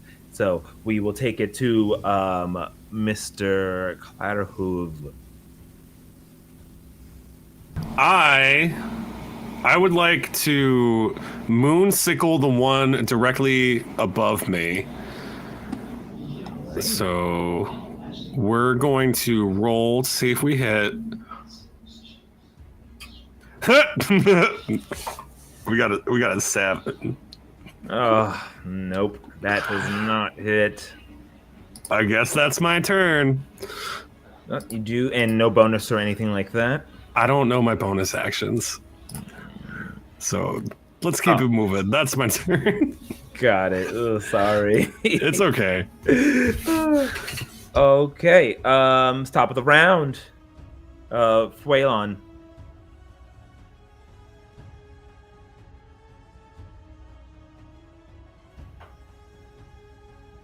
Sorry, I muted myself. I forgot to unmute myself. He's going to, I think, this time, he's going to use his Hellfire Whip. Can I give myself bonus action? Yes, I can actually. Yeah, I can give myself. Yeah, he's going to use steady aim, which means he can't move. And then would because he's Boar was within 5 feet of that one. Yep. So he's going to use the whip on that for sneak attack damage, potentially as well. So attack, Hellfire whipped. Hit. That's a 17 to hit, Hit. Roll damage. and then a 6 slashing and 6 sneak attack for 12 damage total. Nice. That one is obliterated, turning into ash as your Hellfire whip disperses its atoms across the seabed. And that's it for Freylon. He's no movement or anything. Action, bonus action are used up. Alrighty. Alright.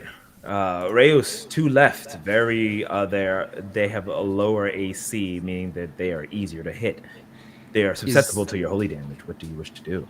Is there is either of them weaker? Like, are they both full HP? They both fill HP, but they're just low in the AC department. In health. Got it. I will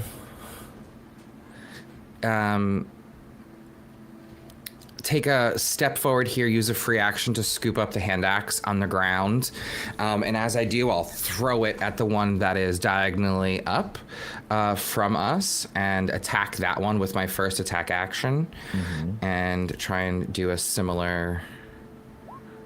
Let's see. It doesn't load for me for like 3 seconds. The suspense, but I heard the disappointment in your sigh, so I guess 11 doesn't hit. No.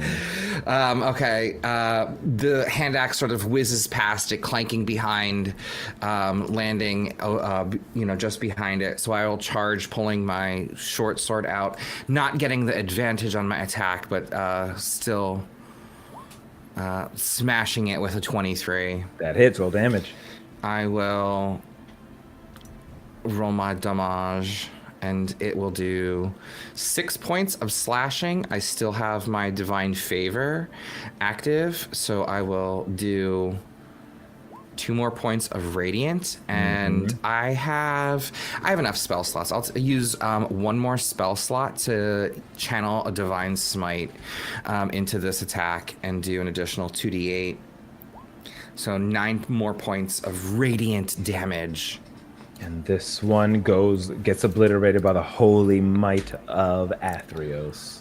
I flick another coin towards its corpse, and you hear a muttered prayer to Thassa to find salvation for these wretched souls. And I will take 1 more step here, pick up the hand axe that was on the ground, and then take 2 more steps back. But that will be all of my movement and action. All right. Up next is going to be the Siren, who... will it run after seeing it? It is going to... No, for reasons you don't know, it can't run. It looks... Okay. The Siren looks around, scared after seeing all of its kin destroyed. As it turns around to run away, it stops, and there's a chill that runs down your spine. Please, no, I don't want to. And then it turns back around with tears in its eyes as it just lunges towards the nearest person. Technically would be you, Boar, and will attempt to make an attack, but it's going to be a disadvantage because it is being forced to do so by an unseen force. That is going to disadvantage, so let's see. That is going to be a 12 versus your AC. And your AC 13 or 12? I have a AC of 11. Oh, 11. All right, so it's going to hit. So you are going to take... I thought you said it rolled a 9. I didn't say that. Oh. I thought the number you said was lower than 11. Am I wrong? Roll the I tapes. thought you said 13. Yeah, 13 Yeah, I is did. damage. I think you're just. Oh, okay. Sorry, I'm just in another game, I guess. Sorry, boy. I tried to. It's okay. There's gonna be 3 points of slashing damage, Ooh, I go to 32. and that ends its. Oh no, it gets 2 attacks. But still at disadvantage. Okay, so it's either okay, that is an 8, which misses with its second attack. Boar, you are up. Okay, I am going to. I don't like that they're talking now. I don't like that. I feel like I kind of want to talk to it now. I will say, you will see that Rayos would not. We're not talking to this. Rayos is gonna kill this on his turn. All right, I'm gonna moonsickle it. We're gonna roll for moonsickle. Okay, we got a 23. That's a hit. Roll damage. Here comes my D4. We got a 3. Okay, but and are you Oh, it is adding in your bonuses, correct? Like you didn't roll a 3 on the die. No, I didn't. I got a 1 on the 3. Oh. So I got a total of 3. Got it. Just wanted to be sure. As you slash through it, 3 is still a good chunk of its health as it kneels down. Okay. So the only bonus action I really have is like charging, and I'm not far enough away to do that, so I pass. Alrighty. So we'll Fuelon, this creature was just in pain, begging to some unseen force. What do you do?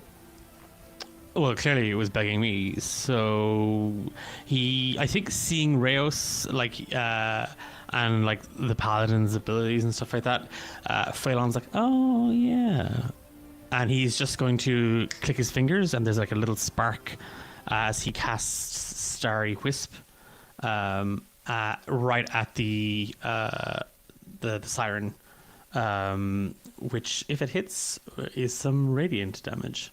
Ooh. And that's a 25 to hit Roll damage. for 10 radiant damage. Double to 20. Describe your killing blow. I see it as like he said, he clicked his fingers and there was a little spark of light, and he just kind of flicked it towards the siren, and I imagine then that like as it got close, it kind of burst into like little fizzes of sparks, and they all land on the undead siren, and it looks like it's glowing, like it looks like it's covered in glitter, and then it just starts to burn with this radiant holy light until there isn't even ash. It's just the light burns and extinguishes itself, and there's nothing left of the creature. And I think he's just going to kind of like roll out his shoulders. Phelan he's looking a little worse for wear. Okay. And we are out of combat. Good job, everyone. You are tired. You are exhausted. And you just hear the siren as it is burning away. No, master! And dies before it gets to say whatever it was going to say next. Jesus, I hope that wasn't important. And Phelan is just going to kind of like half collapse into a lump.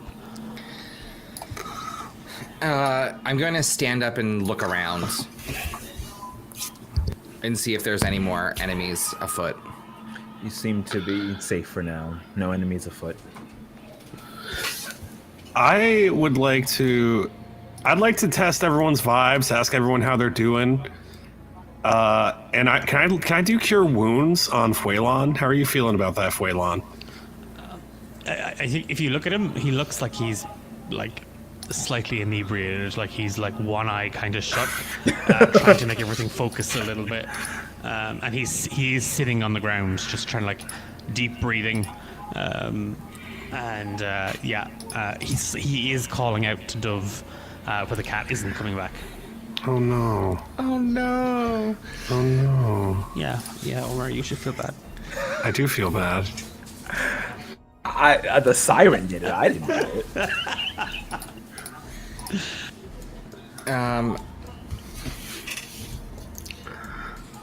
I will say to Bor, I'll be like, you can see that I healed myself midway through the battle because I was very hurt. So I'm 70% healthy, 75% healthy.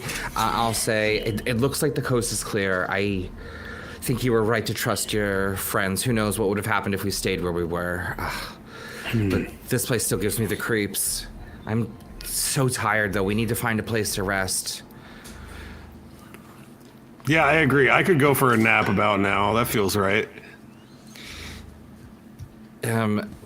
I would like to use my Paladin Channel Divinity and use my Divine Sense. And for the next 10 minutes, it pushes out an additional 60 feet to know if I can see if there are any celestial fiends, undead, fae, blah, blah, blah. And I can know if a place has been consecrated or desecrated with the hallowed spell. As I sort of check out this area, and then I'll also say to the group, like, I'm gonna sort of press ahead. It looks like there's a chamber or something up ahead, or a doorway. And I'll even make my way towards that if that's what sort of looks like on the map. Make my way that way as well, because the spell lasts for 10 minutes.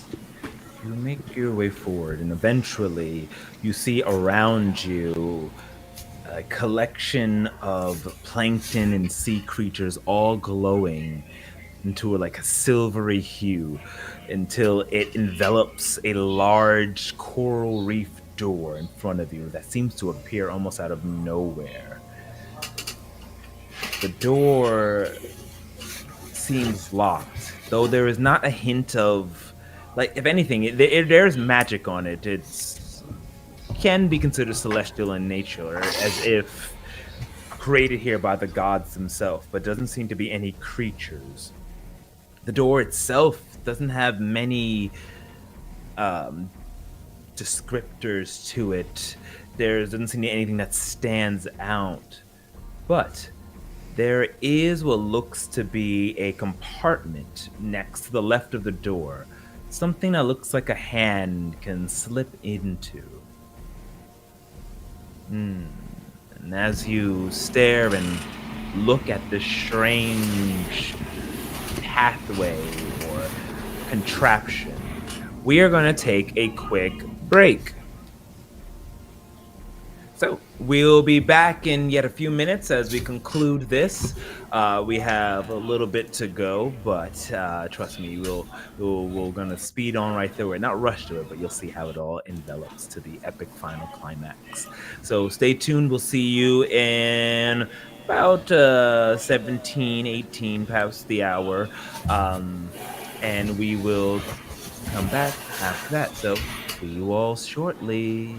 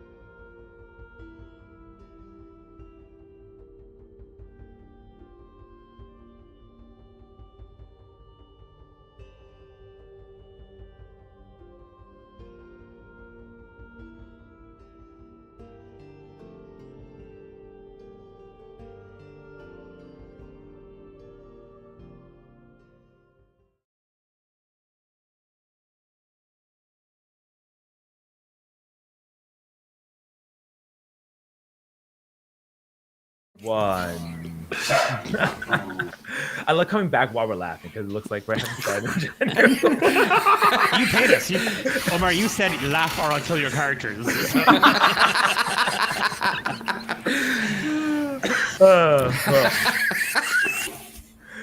So, welcome back, everyone. Let's remove the bookmark and continue our tale.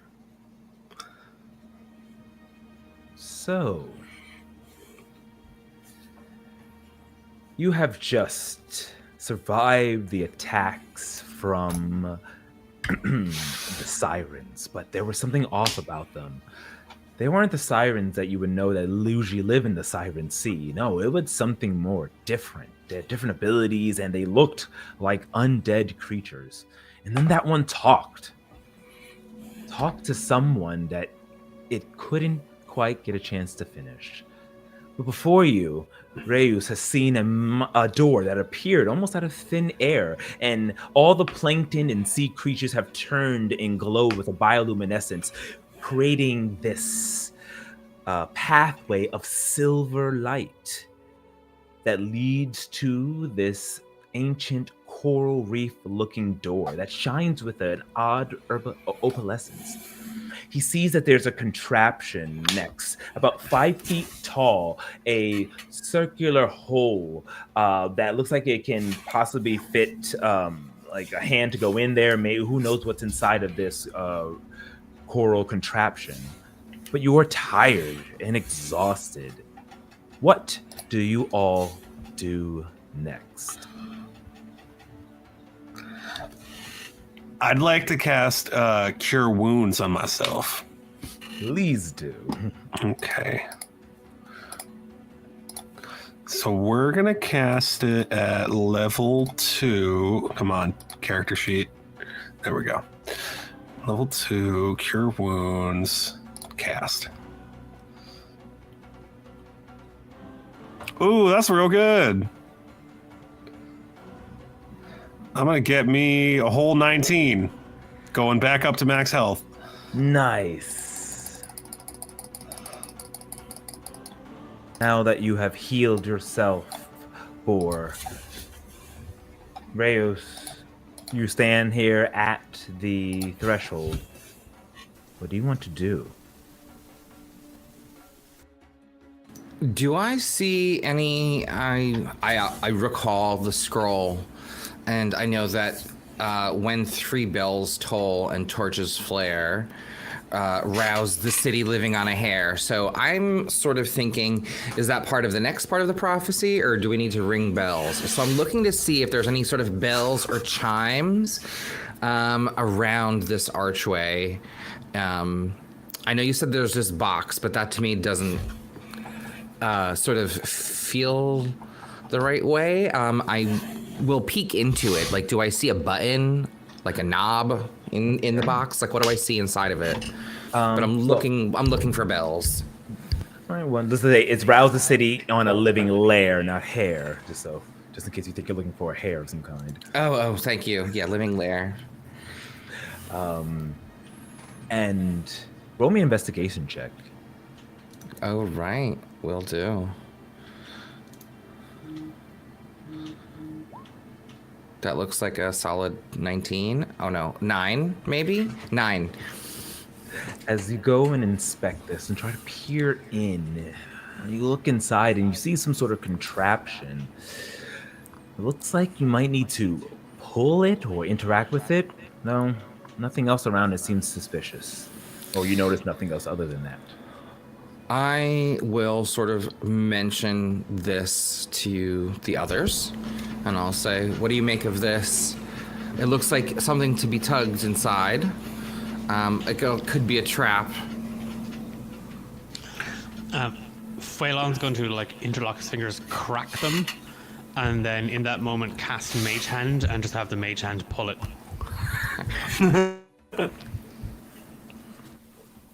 Okay. While standing behind Boar, just so we can establish that if there's a bomb, it's Boar, then Phelan. Fair. You cast your mage hand as a spectral appendage flies into the recess on this stone. It grabs on to some sort of like lever and then pulls. Immediately, the whole slant clamp shut and spikes appear out, injecting into the mage hand, which does nothing since it is a spectral hand.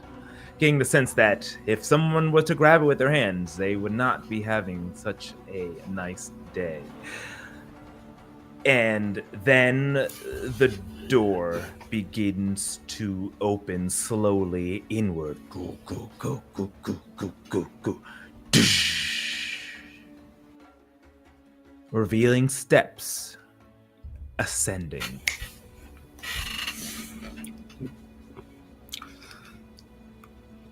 Clatter Hooves looks visually disappointed at the stairs.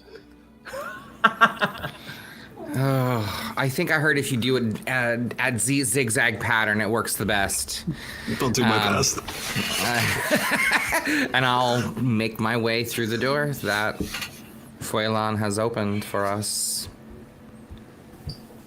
Yeah, he's going to follow as well, not wanting to get stuck behind the horse in case the horse does not make it up the stairs.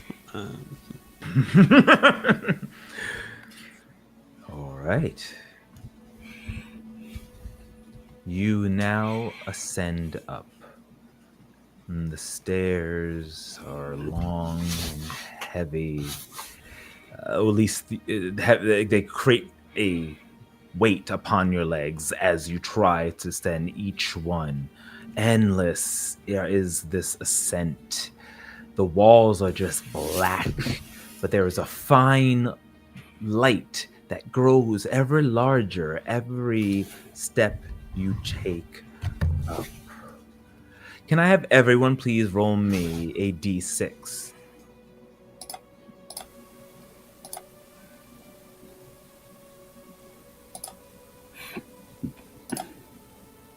One for Four. Rayus. 4. 2. 2. Add and that many points towards your piety points as each and every one of you start to feel like something reaching into your very soul, but nothing negative, something positive. As the blessing of your God, for some reason, is rewarding you for that last battle. Not because you just were in a battle, you're always fighting. But something about that enemy that seems to connect all of you to your patrons. And if that increases your piety points to the next, make sure you take your supernatural gifts and God points, I forget the name, that you get for that. But finally, after taking huffs and puffs from exhaustion, you find another door that opens up.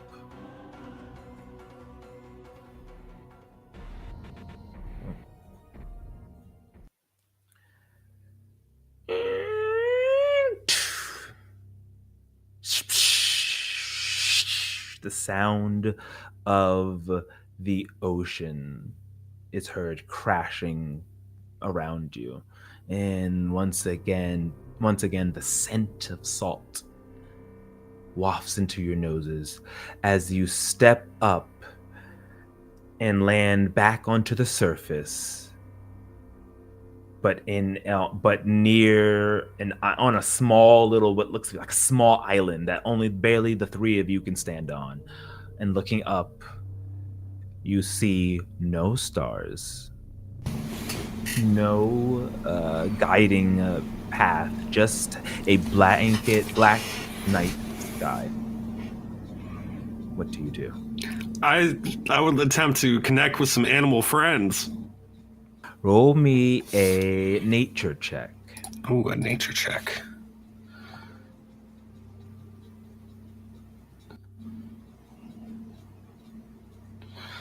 Nature check.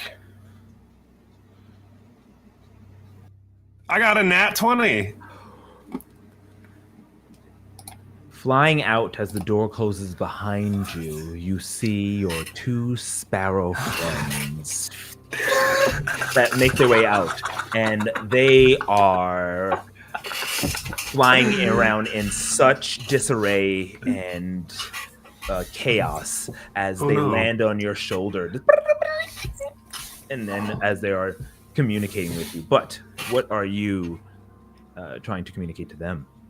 First, I'd like to offer them some alms in the form of like some apples or like some of my provisions. If they look harried, they've probably been through as much as we have at this point. I'd like to give them a snack and like show them that I care about them. They eat hurriedly, calm down for a moment. Can I cast Speak with Animals? Sure. All right, let's speak with animals. I gotta give him a voice.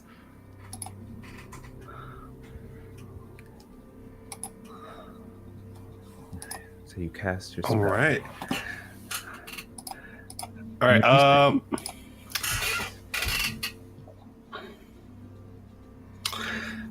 I hope your journeys have been well. Thank you, my friends. It's so good to see you. Do you have any idea where we need to go next? Or do you see anything we don't? Us lowly land people. The one male sparrow starts to speak first. You're in danger, yes. Here, this is not where we were. This is dangerous here. Death around us. Look there. And it kind of points and gestures over, and you turn around and you see what looks like 3 skerries breaking the skin of the sea, each crowned by a leaning bronze bell and about half buried brazier. The bells are carved with the symbol of a sun, a trident, and an eye. Wind hissing through their mouths like sleeping breaths.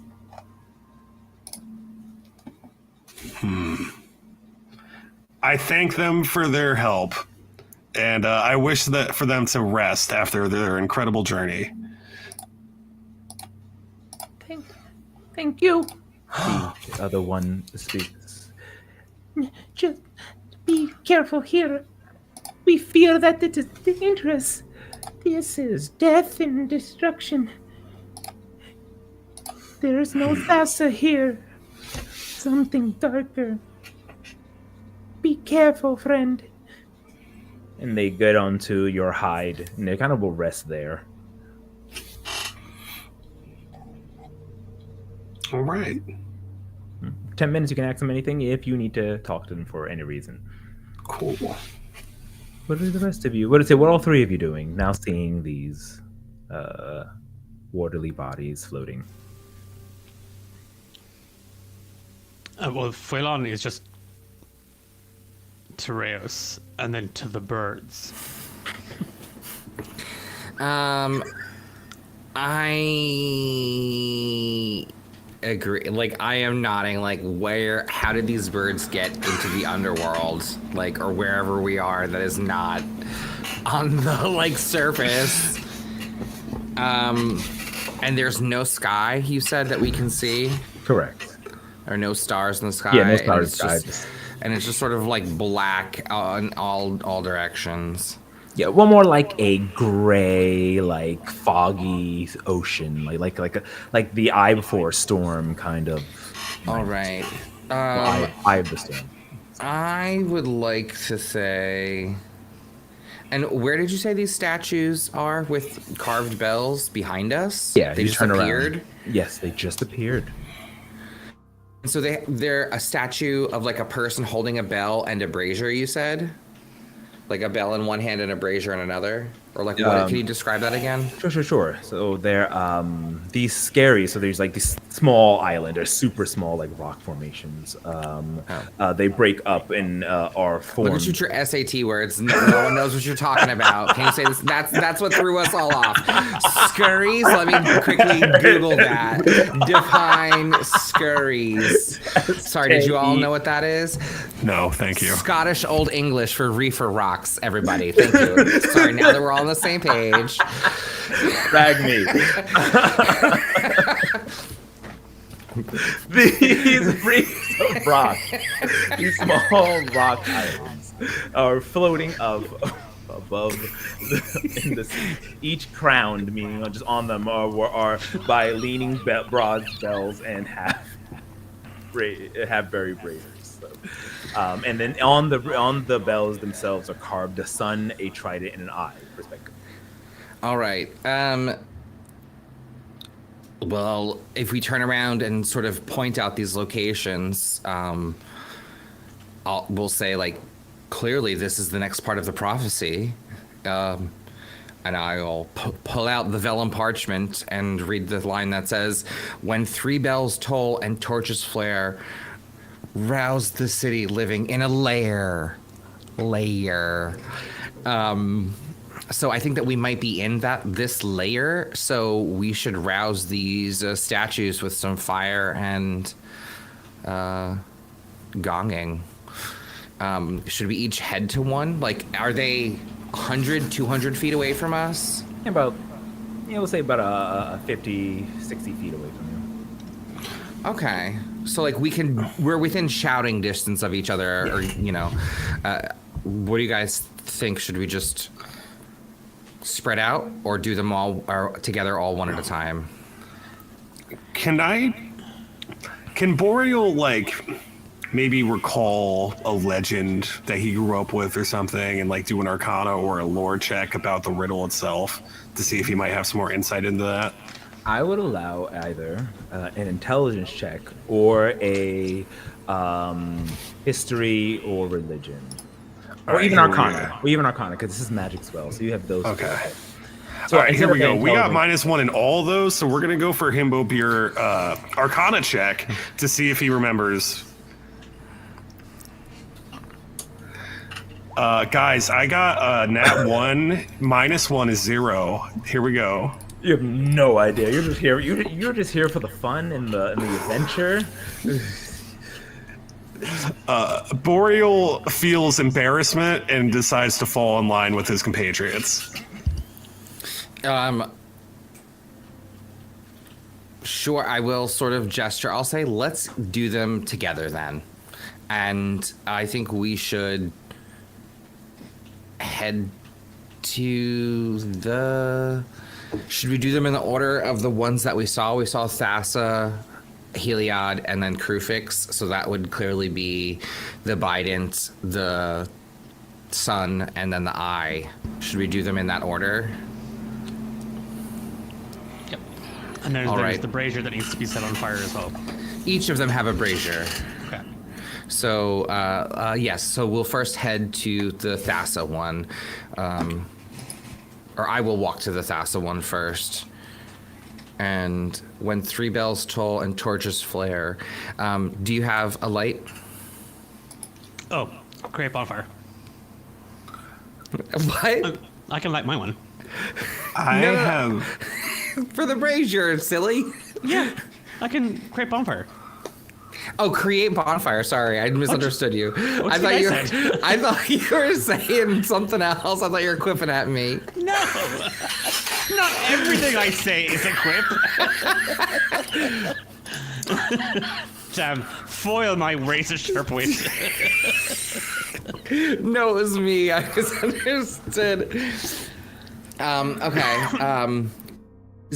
Please set the bonfire, and Bor, if you want to assist for this or the next one,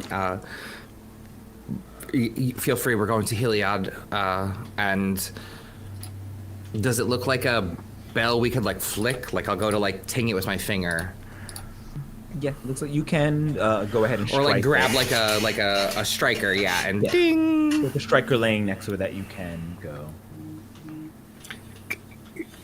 Can I get a fire source from someone kindly, please? Well, if I light my one, then you can all take a torch from it. Okay.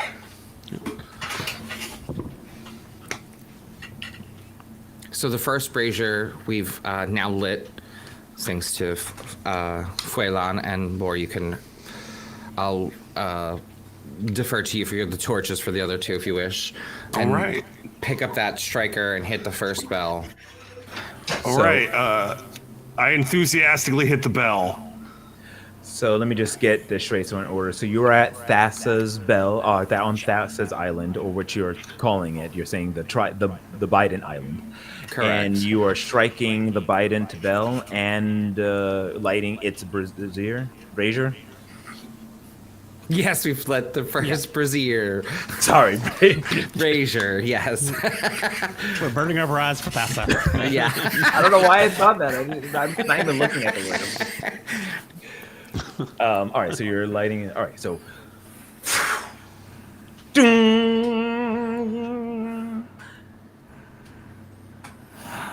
It lights, and the bell it rings and echoes throughout the ocean, causing small ripples into the sea. I look to my companions. 1 down, 2 to go. And we will trek towards the Heliod. Skiffy. What was it? Scary. Let me write that down. What were you saying, Declan? You were. You're There's a place in muted. Ireland called Scaries. Oh, so you knew it. Oh, so just us dumb Americans. Okay. Yeah, okay, after you looked it up this morning. Right. I know it. Let's go to the Heliod Scary. When you go to the sun, what I'm assuming, scary, and light, and so you're lighting and ringing the bell. Ding. Ding. All right. Last one. All right. And then you go and repeat the same with the third. Ding. The braziers dig in, reaching the bottom, and all go out. The sea rises, covering your ankles, but not getting to where it covers the brazier.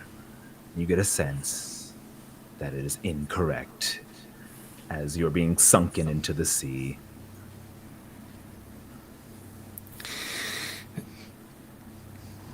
Okay. And then maybe it is.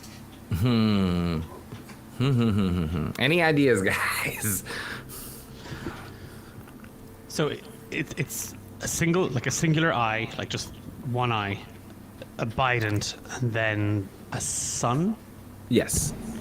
Like, are there a particular amount of rays, or is it like just like a couple of rays around the sun?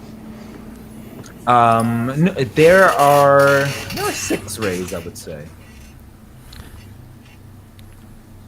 One eye, 2 prongs, 6 rays. Like, is it like literally sort of like the eye, the bident, then the Like 1, 2, 3. Let's Yeah. try that. Oh. Yeah, that sounds right. Let's do that. we all drowned. It was Reyes' idea. Okay, attempt 2. We will do it in that order. All right.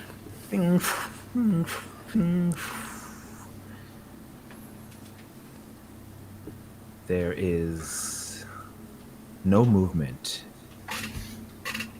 And you all wait with bated breath. Then the ocean begins to bulge. Water slips off a curve of what looks to be actually the ocean begins to bulge and shake, and you all start to lose your balance as you fall down Then the sea itself begins to rise as you hear an echoing sound that just protrudes throughout the infinity that is this realm. And as it does, you see what looks to be a large fin-like hand, or like fin-like appendage appear up with barnacles as big as plazas falling off, crashing into the ocean, causing huge waves that you hold on tight to not be swept away. You see that the skerries that you are standing on begin to break apart and a shell appear in its place. You see pillars, no, coral towers rise in slow majesty as an ancient bell line rings itself once, twice, thrice, ding, ding, ding. And a large island dragon turtle appears beneath your feet. Around you, as you lift up and the water recedes, you see you're in the middle of a broken castle. A courtyard where you could see the buildings are all pieces of coral and bedrock. As the ancient creature ascends and you go higher and higher, hundreds of feet up, as the dragon turtle splashes into the ocean and begins moving into a random direction.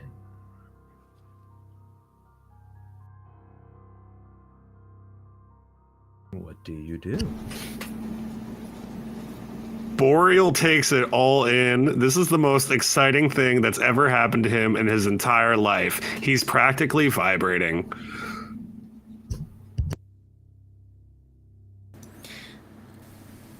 We're clearly on the back of this giant creature. I would like to just sort of peer out into this city that has now appeared before us and sort of survey it to see if anything of importance sort of stands out. And in particular, I'm looking for religious symbols, perhaps a temple in particular. Roll me a perception check.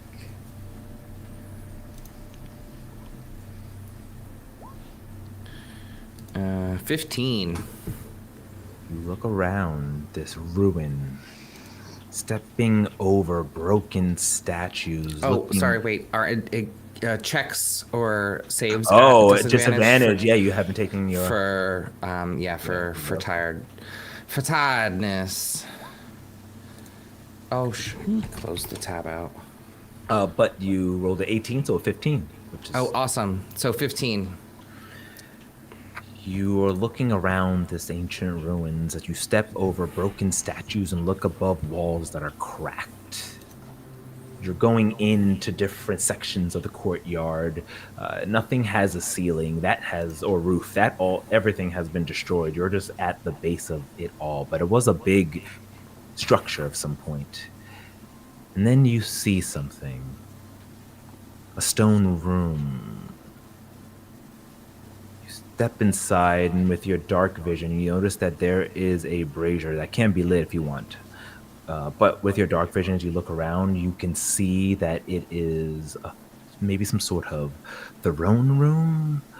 There's a seat made of stone, and yes, there is a symbol carved right in the center of this throne chair. I will sort of take a few steps back out of this space and sort of shout to my allies to sort of gesture for them to come this way and say that I found that there's this throne room or some place of importance over here beyond these ruins. beyond these ruins. And gesture sort of to the space that we, or that I just found, and I'll say to Fuelan, like, if you wouldn't mind, and gesturing to the brazier. Of course. And he's going to make kind of he's going to like gnash his teeth together to make the sound as he casts Create Bonfire. Okay. The room lights up as other braziers that are on the ceiling also ignite.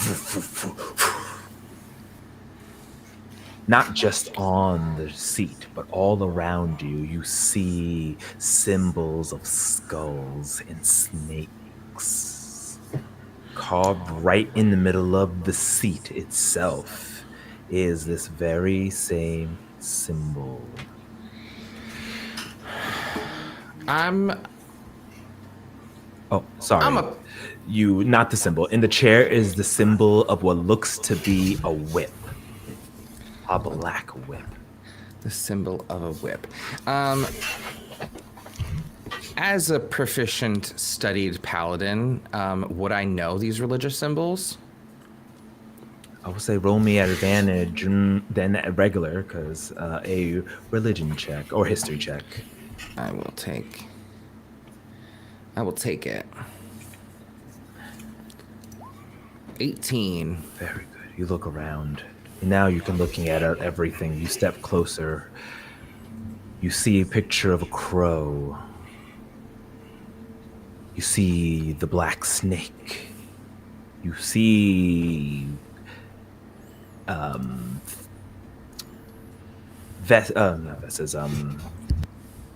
frescoes of clouds, the same type of fog you saw when you entered into this place that you're currently in. And then you look at the chair. The whip is not black. No, the actual whip is, but the handle, it's golden. And you remember what those symbols mean. They are the symbols of death. They are the symbols of the ending, the ceasing, the enemy, the most hated of all of the gods, the only god who does not have a temple at Camp Bellaferin. Erebos. You see Rheos, if Phelan and Bor look at him, sort of see he was on guard and attention, but he stiffens up at the realization of this place. And I'll say, I should have realized sooner. Oh my god. I'm so sorry. Oh my Athreos. I'm so sorry. These lines have been blurred all along, and now I realize the muffling that has occurred. Erebos and the stink of death is overstepping his bounds. Our enemy here is not Thassa or Heliod. It is Erebos.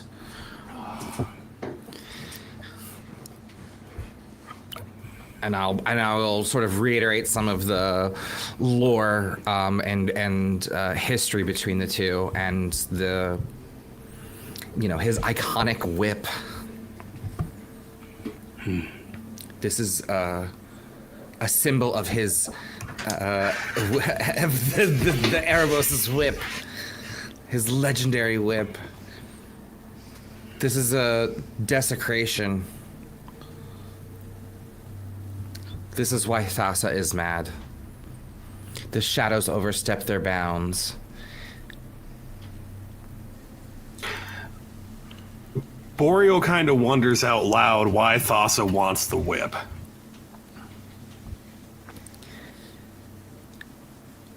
I don't know. Maybe she just wants the whip gone from this place. Just so I make sure. She said chain. If something about chain was stolen. She said that her weapon or an item of hers was stolen and chained now. And you know one of her most important items, what you kind of assume was her bident. Yes. So okay, my mistake. I got a little confused. Yeah, no problem. So she's looking for that item, possibly her bident.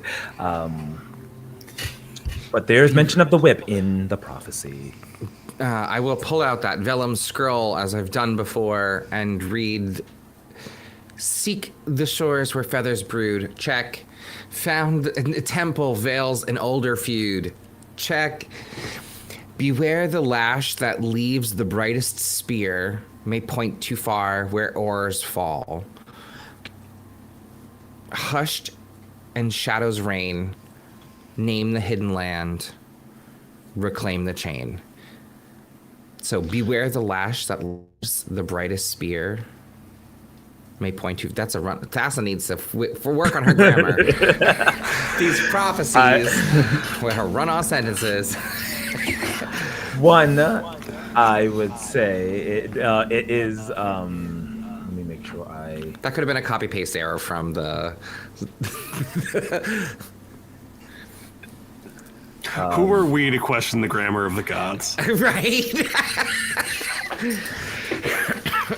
This. Beware the lash. So I would say this is the whip, is the lash. We must beware. That leaves no scar. I'm just going to Reyes, if you just want to maybe read the line just before that line. Just Seek the shore where feathers brood. yeah, just that part. Just that part there. And then he's going to look at the birds. Oh my god! These birds are divine.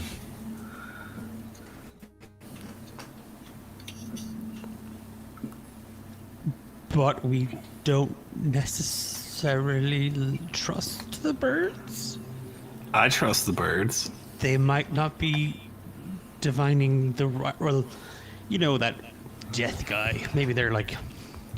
And he's Death only birds. Death birds. Just say it. They're death birds. Famously known for being around death. How dare you? How dare you? These birds are treasures. They've been helping us the whole time. Are they still here? Oh yeah, they're on his back. Yeah. I'm going to use. Brooding, some might say. I'm going to use my second divine sense, and I will channel divinity and determine if these birds are fey, fiend, undead, elemental. I just sort of push my senses out sort of 60 feet to determine. But clearly these birds would be in the radius of the spell. When you go ahead and release your spell, the birds look up and they immediately react, flapping off and flying up higher. But they do catch and they give you a sense of celestial. Strong sounds of just chiming oohs and ahs and hums are just resonating in your ears as you just get pure celestial energy from them. Okay. And is this space that we're in or near currently consecrated? Desecrated. It is desecrated. Very much so. Okay.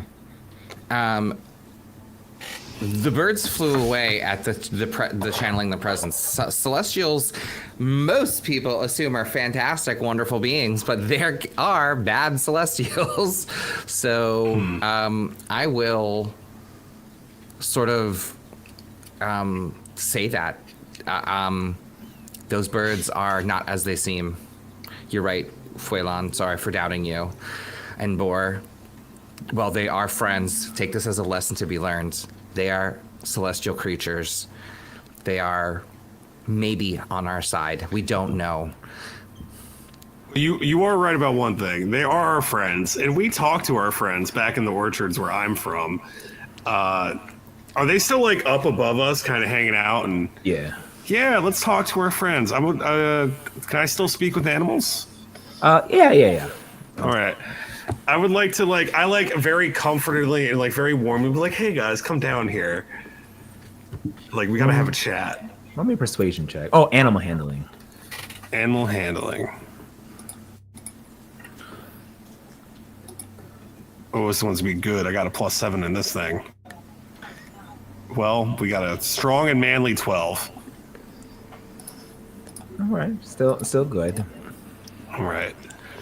And I'm like, hey, so you guys aren't regular sparrows, according to my friend over here. Do you have anything to say about that? You guys were lying about your resumes. You're much more qualified for this than we thought you were. They fly and they stay 60 feet up. And so all you hear, Rios and Fuelon, are just as Boar, you hear, you must beware. We can't help you here. Not here. Trust us. We protect you from him. And they look over. Well. It seems that Thassa has really brought together a actual competent trio of heroes this time. As stepping out in a black cloak from the shadows, a skull head and two almost snake-like antlers sticking out, is this weird, can only be described as some sort of white or a revenant. A whip protruding from its hands. You can try your best to protect them, Karametra, but they're in my domain now.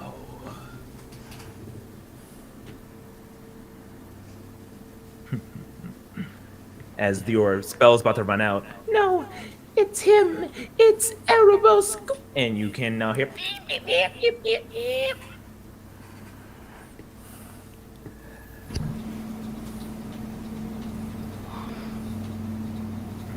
I did not think you would find me here. And I can't let you wander any further. This friend of mine will be taking you far off where you can't meddle in my way. When he says that, I'm going to take a step forward and pull out my longsword and hold up the shield of Athreos and say, that's rich coming from someone who's meddling in affairs they shouldn't be in. Back down and get out of this realm. We are under divine charge, as you know.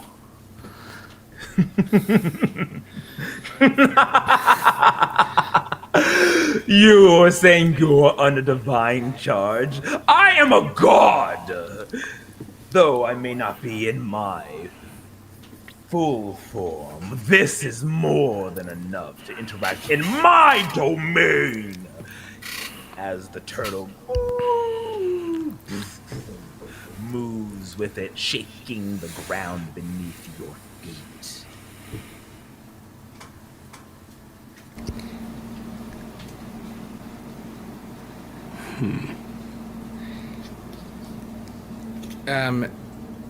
Can I ask above board, is this like clear that we're gonna fight a battle in this moment? Above board, for the sake of time, it won't be a battle, but like as in a hostile event, yes. Okay. In moments, before he'll monologue one more final time, and then yeah. Yes. Pop off, airboats. But he goes, I have the sword, the bident. I now need the spear. And with, young Thassa and Heliod at each other's throats, my own champions will claim it. But poor little Thassa, friends. Karamitra, you have no power here, and I will slay your wretched follower and his weak allies. Athreos, he says, looking over at Ureos. Phoenix, you dare go against me? Then I will kill your disciples. As he stands there, he closes his eyes and stretches out his hands as the entire lair, this living lair, starts to form with an echo from the dragon turtle. The plane becomes completely black as eyes appear in thick, big rock formations, and you stand in a whole new terrain around you as he grows 10 feet into a huge creature, his whip in hand, smiling at you. And I will just give you a quick look at it on the map.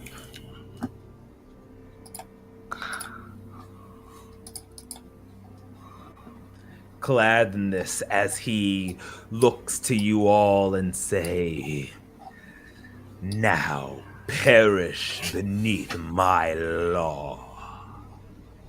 And we'll do this final part, not in a battle, but we will role play a battle through this. So I'll still have you roll initiative so you can say what you're doing, but it's going to be very fluid and very action. So you can say, I jump here, I jump there, all within your reason. As go ahead and roll me initiative. All right. 18. 18, all right. Got a nat 20. Wow. That's a big 10. 10, okay. Oh no. Normally I would have given you an this is what I'm going to do. All right, and he will roll a 25. So the order will, let me just adjust my view here.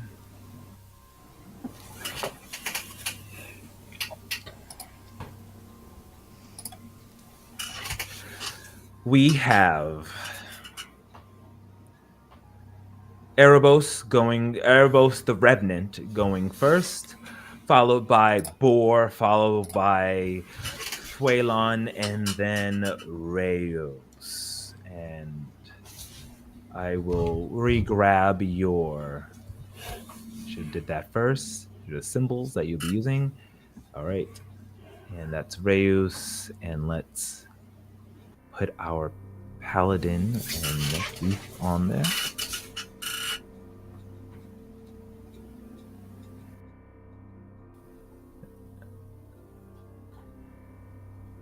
Okay. And then lastly, let's get our Rogue. Okay. I will give you control of these.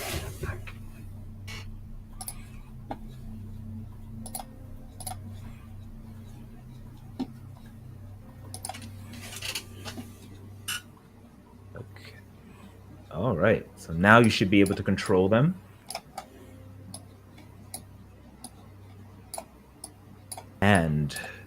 And so you all can see the map. Just want to confirm. Yeah, I can see the Yes. map, but it's not letting me move my thing. Yeah, same. That's so weird. That just stuck. Let me see if I can fix that very quickly. If not, I will just have you tell me where you want me to go, or you could ping it. Okay. But let me go ahead and see here.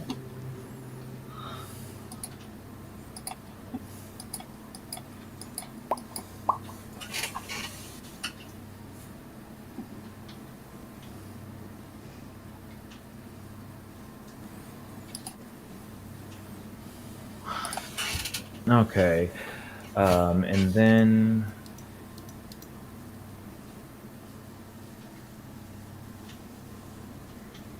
how about now? Or just Better, yes. Yeah, okay. So let me do the same thing to the rest of you. Okay. Can you all now move yours? Yes. Yes. Yay. Sorry.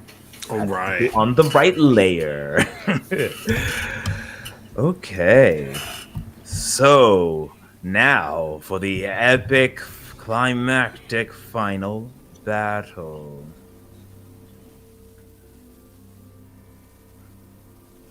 Can I beseech Kaimetra?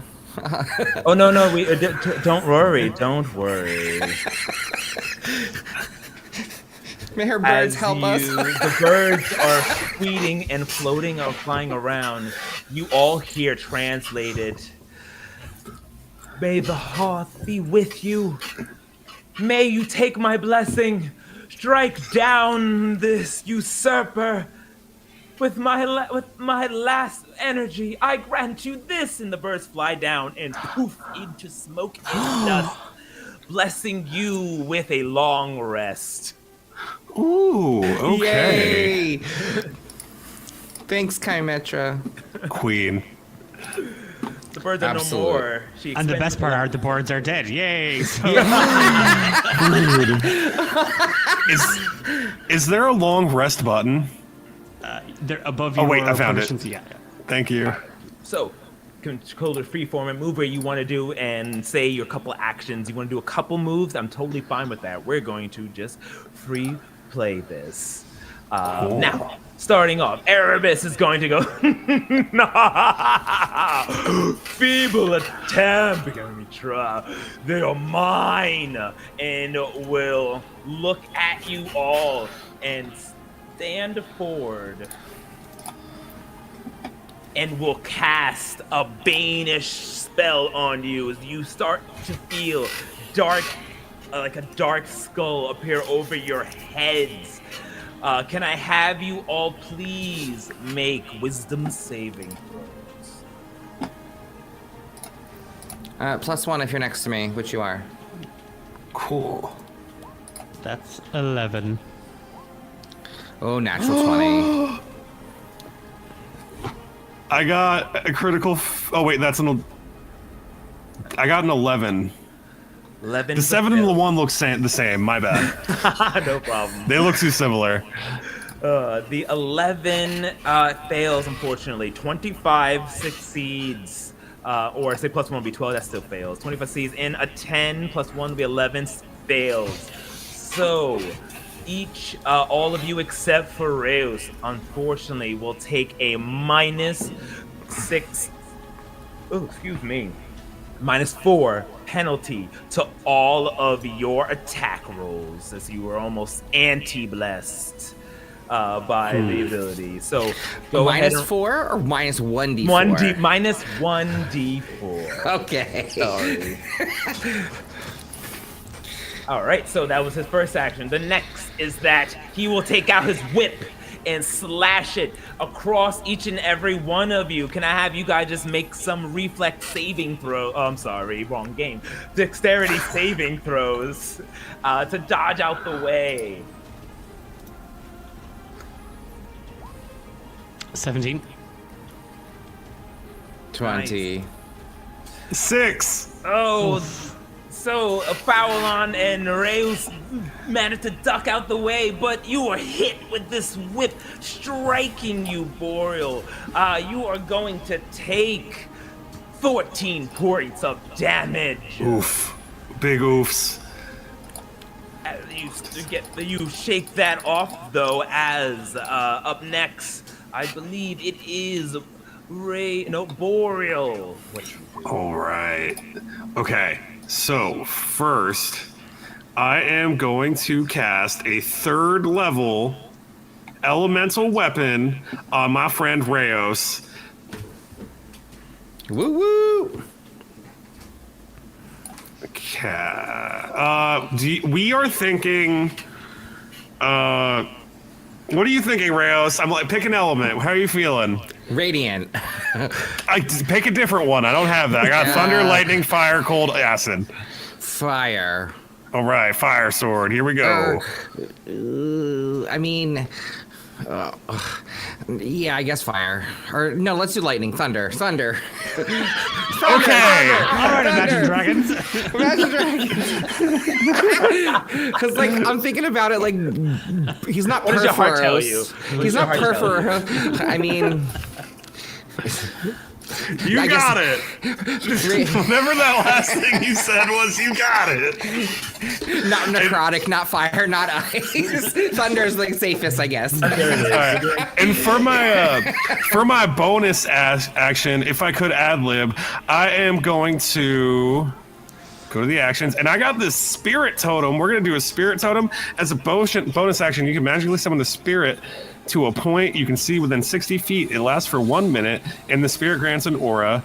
And mine's a bear spirit, and it's going to give everyone a temporary 5 hit points. And I would like to put my bear totem thing right there, where I pinged on the map. Oh wait, it's bigger than that. It's got how big? A 30-foot radius. Got it. And I'm gonna put it between us so it hits all of us, and it gives us all +5 temporary hit points. Omar, if you click on the thing and then there's that little cog, that wheel. No, to the left. Yeah, and then in there's like because each of our people have the aura stuff.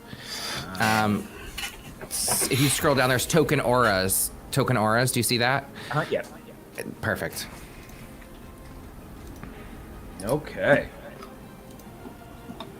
And do you want to move around? So like I said, it's free play. If you want to say you move around and go somewhere, feel free. Or there's anything else you want to do, you can role play through it as you cast this bear totem. Okay. As I'm doing all that, I remind my friends that the bear totem also gives advantage on strength checks and strength saving throws. And I am going to kind of strife backwards a few feet to just kind of like stay within my totem, but just so we're not so grouped up anymore. Nice. Go and duck behind, sliding behind a rock formation, getting ready. Your bow and arrow at the ready. As Frowlon, what do you do? I think seeing what Boar has just kind of put down, and he's kind of like clearing a bit of distance, Phelan is going to move up around the right-hand side, like flanking this entity, and in one hand conjuring his starry wisp, and in the other hand Eldritch Blast. So it is just this these flickering little sparks, and then this eldritch energy in his right hand, and he is just kind of popping them off at the creature's head, all the while singing out loud at the top of his lungs the tale of the two evil sparrows, but not to yuck anyone's yum. A sparrow, evil as it might be, could still be a chum, and giving bardic inspiration to Rheos and Boreal, just like in that sort of, if we're doing this as he's trying to annoy and vex this thing to try and he's again accidentally singing out of tune, just to try and annoy this thing as much as possible, trying to pull its focus so that whatever Rheos is about to do, they'll be able to do so without kind of this thing kind of giving him his full attention. Roll me a performance check.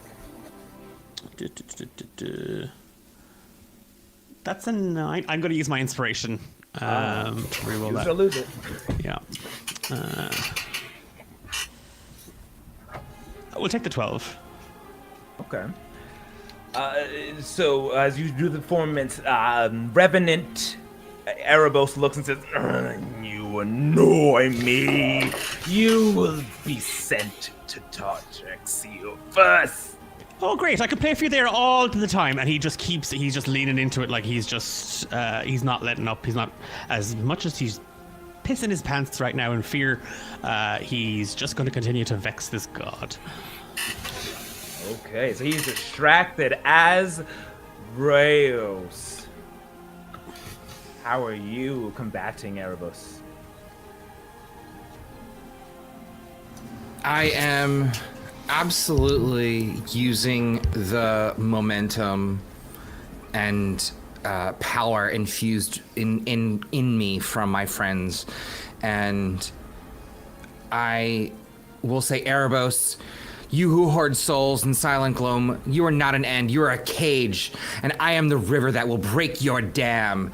And as a bonus action, I will invoke my divine favor again, and Athreos, look upon me as I watch the border between these fates, and cast the divine favor, and run up and 5, 10. I guess Don't need that's to count. You I get up, run up next to it, and make my attacks onto this creature, infused with thunderous and radiant energy from my allies. All right, I'll give you advantage because of distraction, and don't forget to minus a D4. I'm not baned. Oh, you succeeded. Right. Oh, that's fine. Sorry, I forgot which one. I'll put a little note on for everyone else. Not that it would have mattered. An 11 on that god. Advantage. Oh, thank you. I clicked the advantage, but it did not go that time. Oh my god, even worse, Jesus. You go ahead and clam, and you see a whip just grab your sword. I see you. Well, good thing I get 2 attacks. So that was my first attack. I will, with that, whip around my sword, I'll sort of grab it and pull it to give a little slack, and try and stab into it, and make a second attack. Alrighty. Oh my god. I'll Okay, still give you advantage on this one, though. Okay, thank goodness. Let's see. Maybe this one will hit. 22. 22 hits. Come on, roll some damage. Right, yay. Okay. So here we go. We have our slashing damage. Oh, that is absolutely fabulous. That's 12 points of slashing damage. Plus, we have our 1d4 divine favor. 1. How much do we get for thunderous? Boar? How much do we get for the elemental weapon?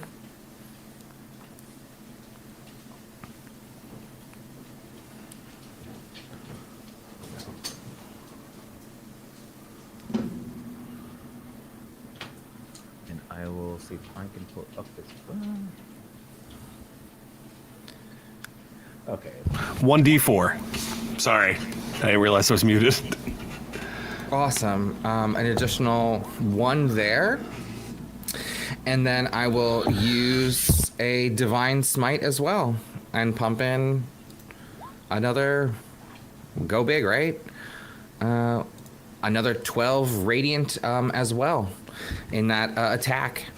Use Erebus is hit hard, and when the radiant slash, he's like, "Argh!" And his attention shifts to you as it burns and singes on his back. I am the border between life and death, and you don't belong here. As I hold up the shield and let him know that I am the paladin, maybe the first of Athreos. Theros serves me!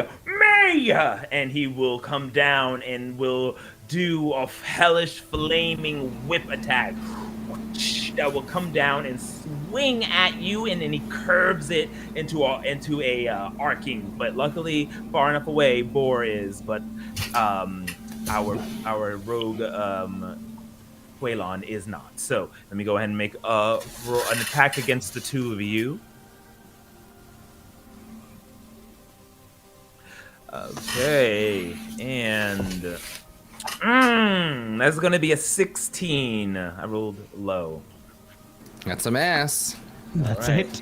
Okay, bounces off of your shield, Rayos, but Fuelon, it does not. You're going to take some lashing and fire damage. It is going to be 14 points of fire damage. I'm sorry, 14 points of slashing damage and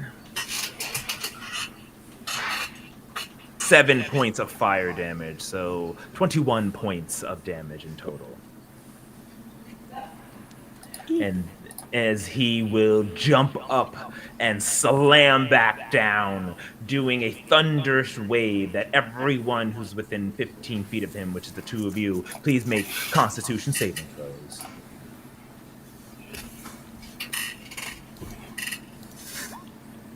Three. All right. All right, Dirty so 20.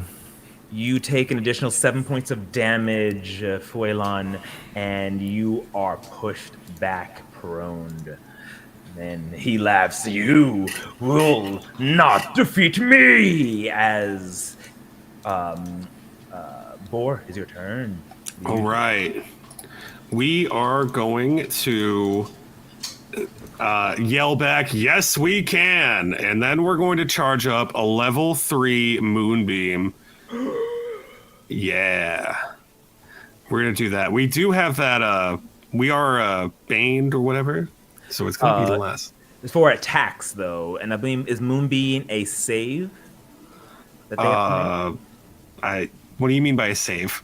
So it will say, yeah, they have to make a Constitution DC 15 saving throw, so you don't have to do an attack. So this is only if you were like using a spell attack, but right now you're doing a save, which is a great way around that. Good job. Cool. I definitely did that intentionally. Alrighty. So they had to make a con save. So all right, he's Connie. Let's see.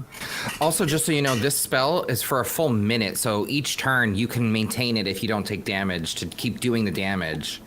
Oh, cool. You're like channeling a moonbeam down onto him. I think the druid from World of Warcraft, when they do like the moonbeam, but it just keeps happening. But that is going to be and 14. it's radiant. Yes, and it's radiant. That's why I was saying that was an amazing choice. He failed. So you put down 19 points of radiant damage, which is going to double as he looks to strike with his whip again, and this energetic blast of moon energy slides down. He's like, ah! And he's holding it back, like as if it's a platform crushing down on him. No! As he took a hefty amount of damage. And say you can do something else you would like as well, as long as it doesn't break your concentration. I don't think I have any preferable bonus actions, so we're going to pass. Okay. All right. So as you hold this down, Huelon, you're on the ground, hurt. What do you do? He's reflexively going to cast, like he's gonna summon Dove, and the big fat mangy cat is just gonna just start licking the side of his face, and that kind of rouses him as he kind of stands up, and at this point I think the cat has already run off in the direction of the entity, and is just like scratching and hissing and just doing what it can to, again, vex this. I'm going to fire off a starry wisp at the, putting all of it. The last few were just kind of trying to distract it. This is purely now to wallop it with this spell. So he's going to chuck a starry wisp, a mote of radiant light at this creature.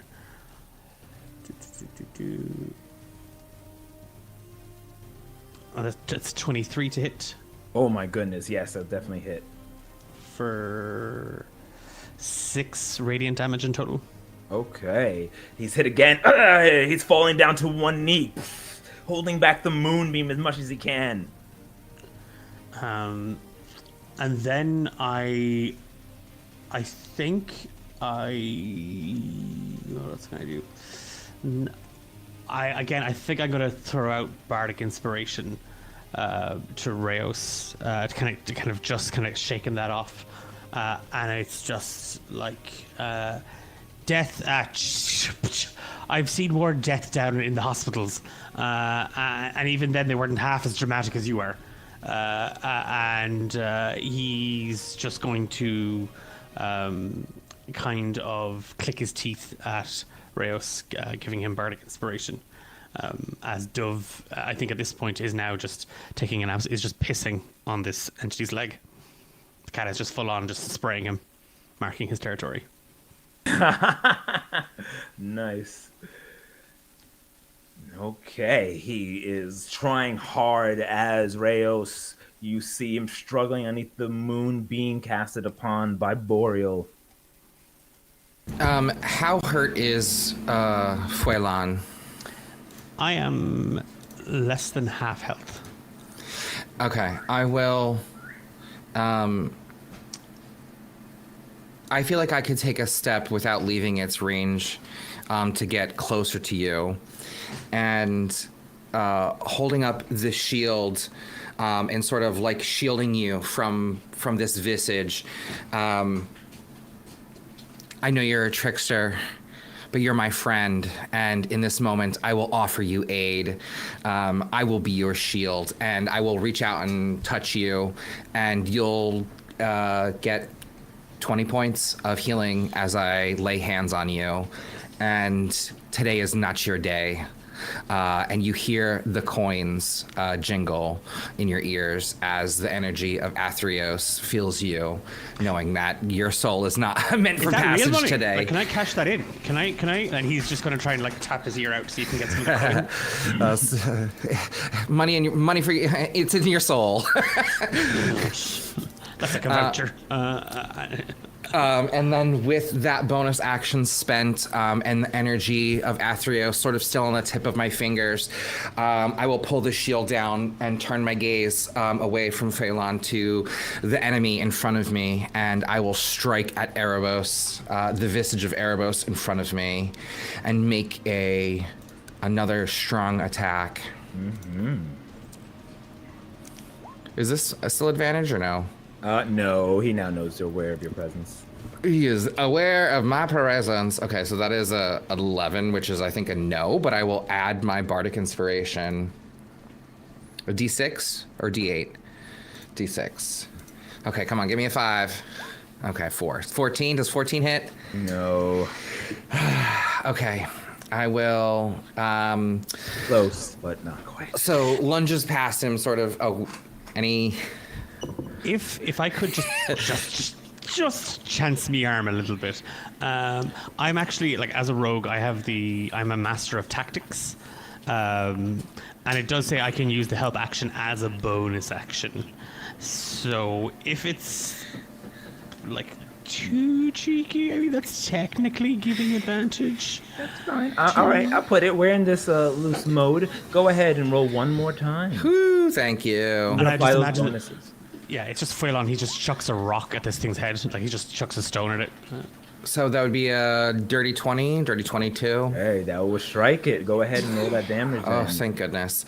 So that would be 11 points of slashing damage, plus our 4 points from our divine favor radiant damage, plus our 1d4 thunderous damage. And that was just the first attack. So I will then make a second attack towards this visage. Ooh, yes, we can do it. Come on, come on, come on. Yes, 25. And I will... Oh, wow, fabulous. 10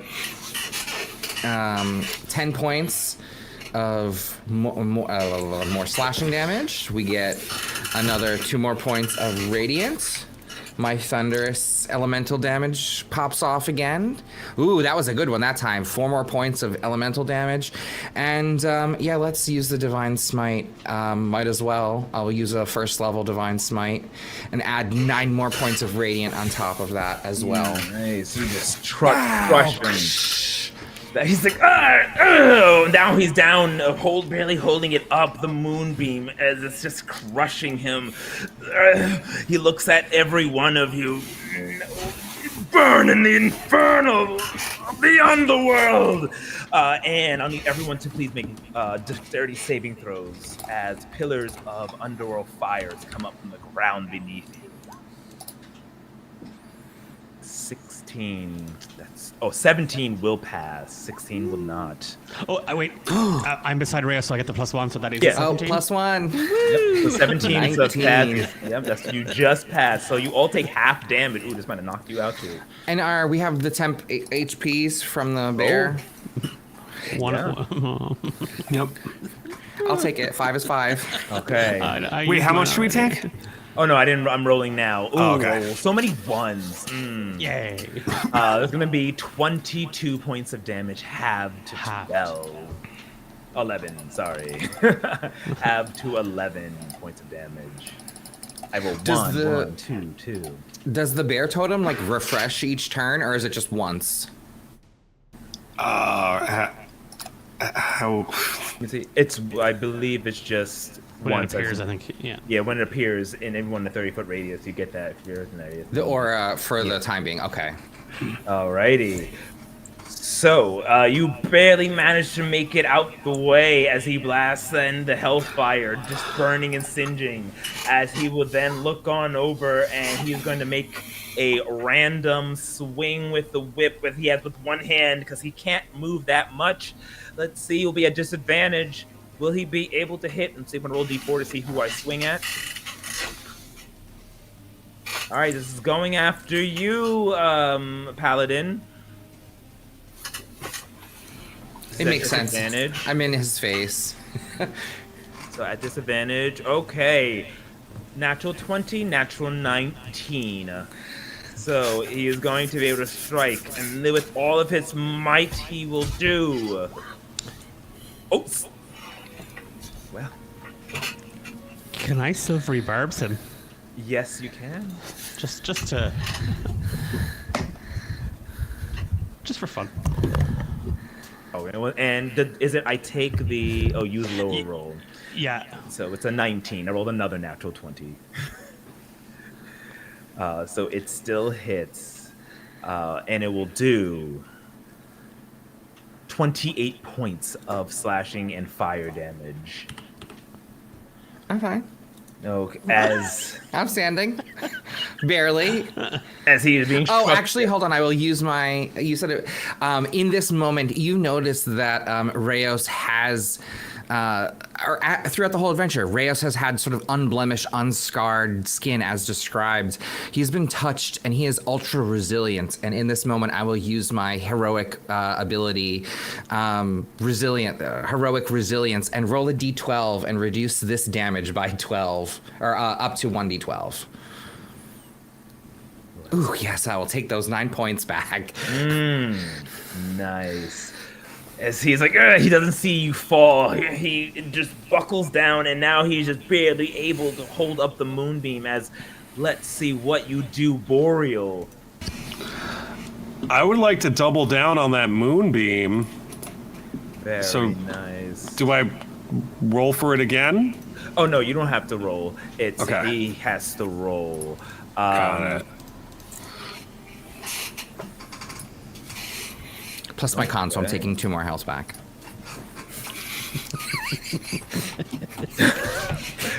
And let's see what he rolls.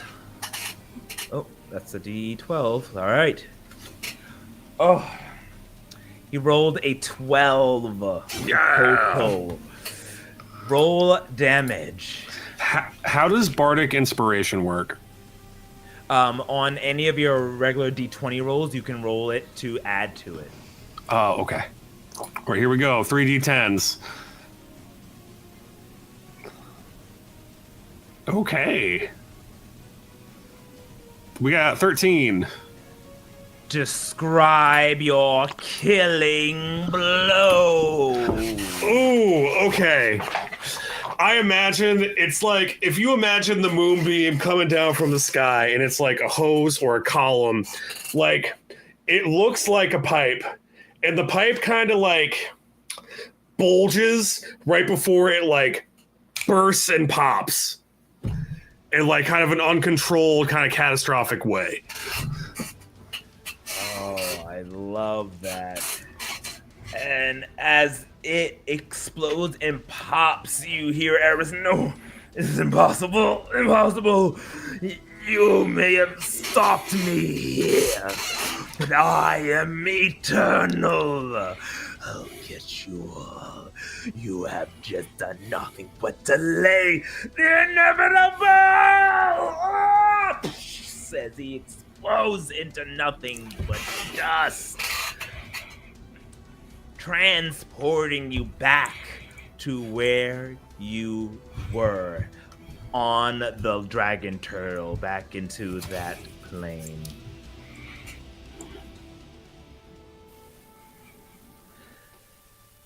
So,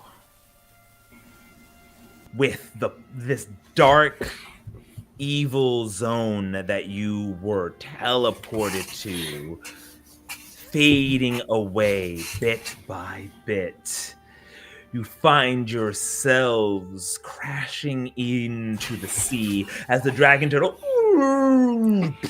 lands, creating a tidal wave around you, pushing to the outskirts of this infinite plain. Before you, you see floating is a long black bident, trapped in chains, glowing, hovering in the spot that Erebos had once stood. What do you do?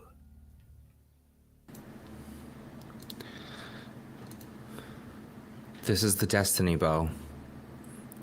This is the destiny part.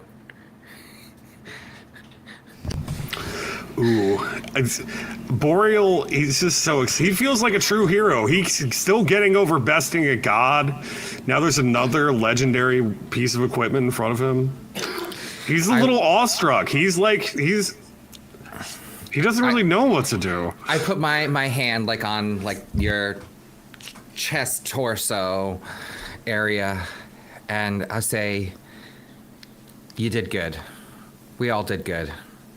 This was harder than we all anticipated, and it might not yet be over.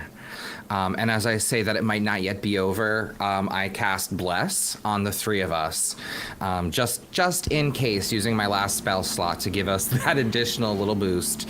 And I think we should break these chains together. And as I say together, I reach a hand out to both Phelan and Boar, and I'll say, let's grab this bident in unison.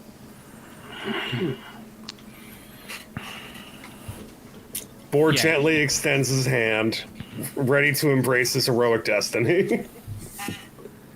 Phelan does as well, but with just that, like... What do you think the market value is on this as he reaches for it? And sort of like chuckling, but then recalling what the scroll's message said, name the hidden hand and reclaim the chains. And I'll say the market value for this relic is priceless, and it no longer is in the hands of Erebos, and it belongs in the god of the sea. It belongs back to Thassa. And I beseech these chains to break and find its way home. At the mention of the word Erebus and Thassa, the chains shatter as the bident gently rests on the ground. Good job, guys. Go team. Go team. It's free. I am a devout paladin, but in this moment, I will reflect on my history and my youth and growing up, and I will pick up the spear, and I will look out into the ocean, and I will say, Thassa, your will be done. We are champions from 3 different gods, yet we all worked in unison for your service. And the balance shall be maintained. Come and claim your spear and bestow us the greatest gifts the sea has to offer. Roll me a religion check. At advantage. As I quickly add in that extra sentence for Fallon. At advantage. Okay, I'm clicking roll with advantage. Roll. Oh, fabulous. I love that. 21. Lovely. You get to the edge of the dragon turtle, looking at this now calm sea. It's all gray and the mist is a thick white. And you look on, something's wrong. And then you remember what Erebus said. These are not Thassa's waters. This, and then you think about it and you sense it. This is the River Tartrix. As you see a shadow in the distance, it gets bigger and bigger until what you see is a skeletal figure inside of a rowboat with a long staff, crooked, pushing the boat forward. My disciple, you have done well on freeing me from my bonds.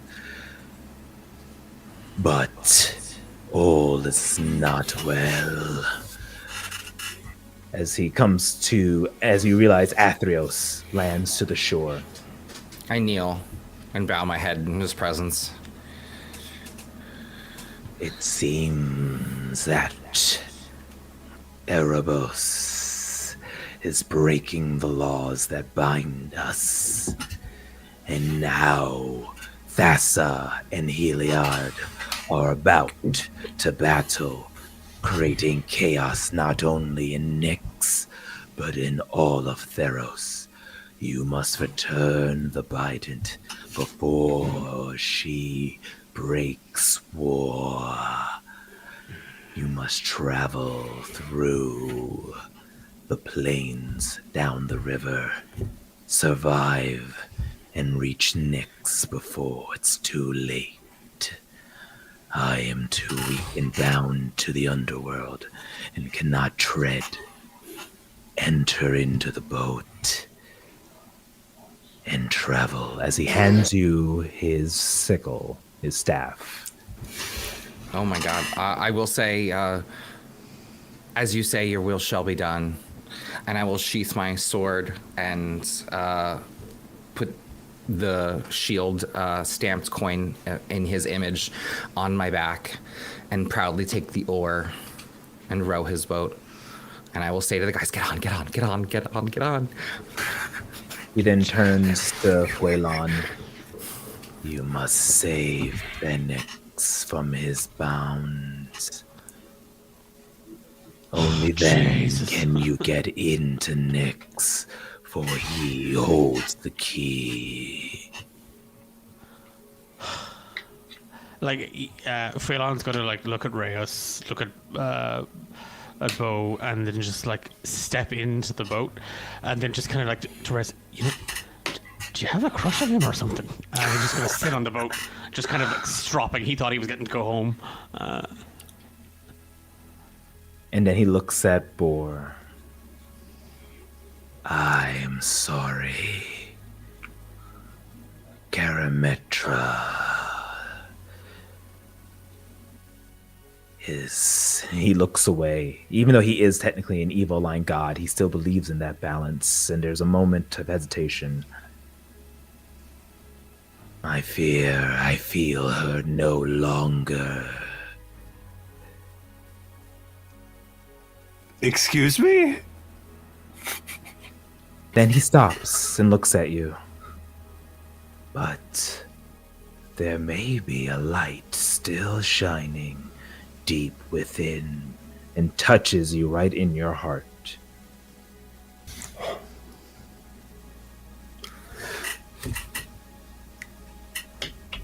Bor doesn't have any words. He's thoroughly shooketh, for he didn't know his sparrow friends were collectively also his deity. He just thought they were his bird friends. This is a very overwhelming day for Bor Boreal. He's met 4 gods in the last 24 hours and also murdered some zombies and also fought a god. Bor maybe just cries and doesn't say words in this moment.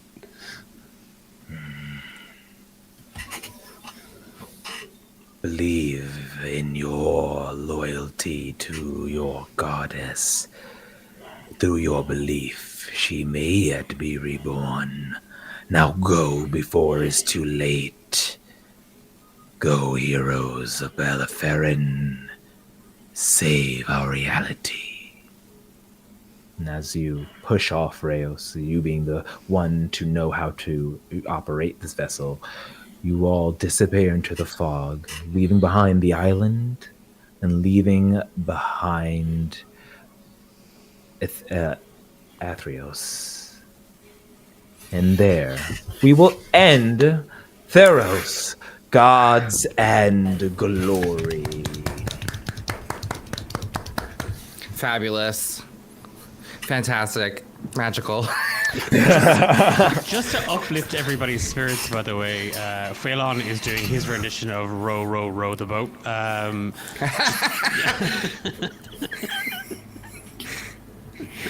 For the rest. Well, that concludes the two-parter. I would definitely love to someday soon complete it, as this was originally a four-parter, but schedules get in the way. I just cut it in half to see how you maybe want to see how you go through the depths of the River Tartrix, which literally spreads through all planes and places and all that. So you'll be going into this kind of multi-planar adventure to finally reach Nyx and hopefully return the lightning thief, I mean the Bident, to to Thassa before she strikes war with Heliod, which is exactly what Erebus wants. Oh, why don't we go ahead and wrap up with our stars and wishes and what you hope to see happens in the future if we ever get back together, or say when we ever get back together, and revisit the tale of Bor, Rayos, and Fuelon. Let's start with you, Travis. Oh, so many awesome moments.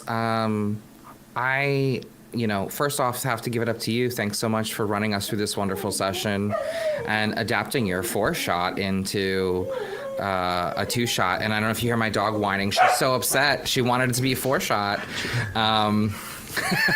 But I will give my stars. I can't not give them to everybody. It was just so good. Bor, I feel like we got to have our heroic destiny moment and got to role play that out together.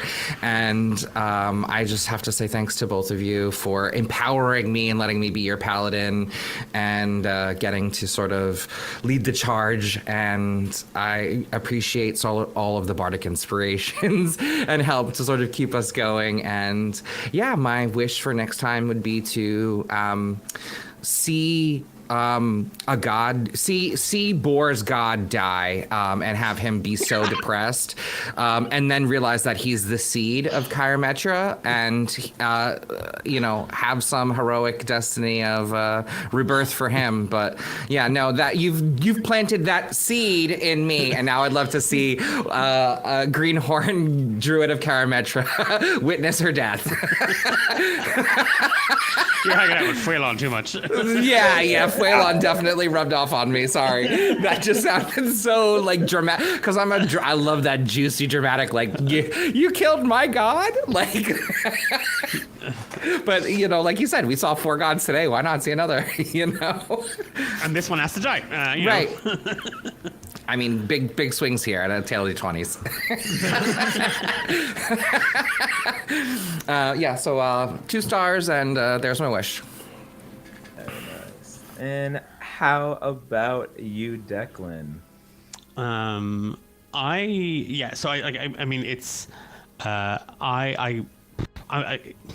gonna give stars to everybody as well, and I think everybody played, like, in terms of our paladin and our druid, played that really, really well. I don't usually play rogues. I usually play casters, which is why I flavored the rogue with 2 separate schools of casting. But I really want to give my kind of, if I had too many stars and a big star, I'd give my big star to you, Omar, for allowing me the ability to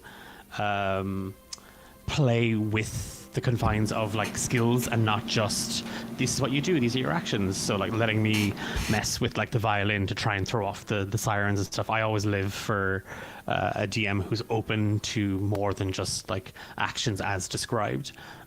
So hats off to you, because that keeps me and my little ADHD brain invested in a big way. And I think you just do such a good job when it comes to combat, that it's always not just mechanically satisfying, but it's roleplay satisfying, which is what we're here to do.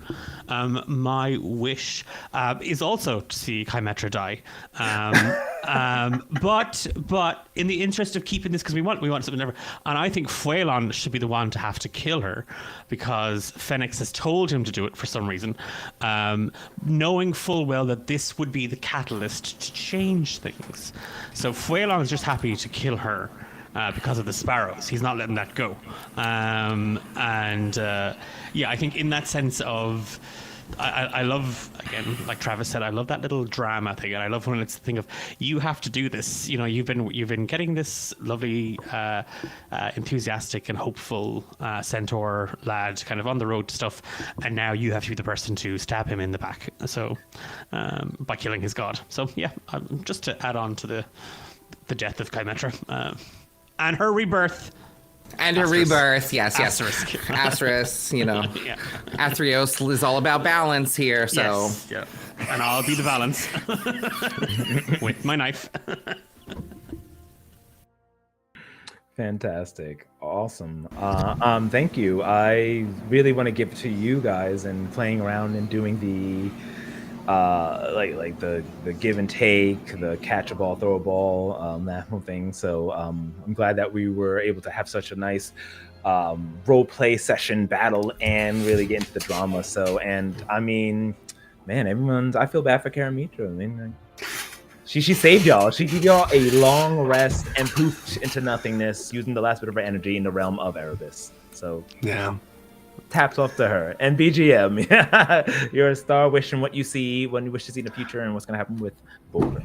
Stars all around. Thank you so much. Star to Omar. I really love when you do sound effects. They're always such a treat. Thank you for those, especially the birds. And also another big star to Travis as well. There were a few times like when Omar said like you threw the ball and I like, oh, I have the ball. I don't know what to do with this, and I just kind of like put it out there, and Travis caught it every time. I do appreciate that. And yeah, it's always a treat, and that's wishes. I don't know. My god died today. That was uncool. And now I'm bearing a god seed. That has weird implications. I'd love to see where that goes one day. Is my wish. Nice. See, he's in. He's in. That's what I heard. Okay, I'll start sharpening the knife. Okay, so definitely we'll have to revisit and make sure Karamitra dies, gets reborn, and have some epic. Well, we'll see what comes of it. Yes, I think it was fantastic, and thank you so much, BGM, for joining us. Amazing time. Thank you for having me. It's a treat. It was fantastic. I loved your character, and I loved that we were able to have you talk to the animals and then make the set of animals that were always there become gods. I always had planned to have them appear in the end and do something like, haha, it's scary. So I'm glad that it paid off in the end. But all right, so that's a wrap on our session. Once again, thank you everyone for joining us. Thank you everyone who donated. Donations are still going up. Travis, I don't know if you could check really quick and see. Oh yeah, give me one where second. we're at now. Also, thanks for all the chatters. Thanks, BGM, for bringing a wonderful community together. We've been having lots of wonderful chat, enthusiastic people, and we raised a little bit more. We're almost at $1,400, so woo! We are up and up every time. So, just a wonderful momentum for a wonderful cause. Yes. So once again, we're raising money for the Trevor Project, a organization that helps LGBTQIA individuals who in crisis and suicide prevention, as well as guidance. An amazing organization. So if you want to reach out and donate, please go to give.thetrevorproject.org/Magpie Madness or /A Tale of Hearts and Homes or /team/774260 if you want to get the official URL. It goes a long way. And don't forget to to like and subscribe and follow. Hit that bell. If you're on YouTube, hit that follow button. If you're on Twitch, we're always doing things like this. We're going to be continuing raising money as well as playing all sorts of games. We have our show Tarot coming up, which is going to be actually tomorrow at 7 p.m. Eastern Standard Time. We'll have it up there, so it's going to be fantastic, as well as a Nordic fun old story that's going to be ran by GM Divergent Dryad, aka Marie, and from people from Cobalt Press, as this was created for them. So I was glad that Cobalt Press allow us to give us this scenario and us to play on stream. So thank you so much for that too. But I want to go around and guys, just reintroduce yourselves and give us anything that's happening on your end before we sign off. So let's go with you, BGM. Hey everybody, I'm BGM or Bigger Gayer Magic. I make silly little Magic the Gathering edits for gay people on mostly TikTok, Instagram, and YouTube. Thank you, Tail Weaver, so much for inviting me on here. It's been a hoot and a half. I don't know how I feel about my god dying in front of me. For my sake, that's a little traumatic, but it's been a treat. Thank you. They said they didn't feel it. We don't know. That's part of... Yeah, there's a yet there. The god hasn't died yet. Yeah. They didn't die. They seeded me, and that's a little weirder. You never know. Some people might be into that.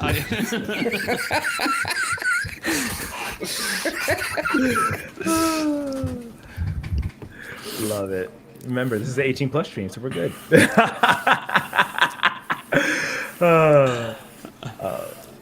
But thank you so much, BGM, and thank you for having me. Of course. And Declan, how about you? Hang on a second. I'm about to put you on blast.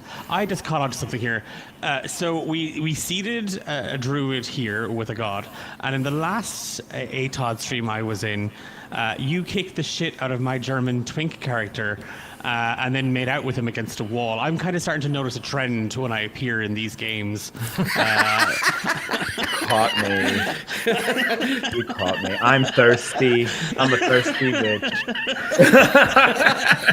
And the next stream is when?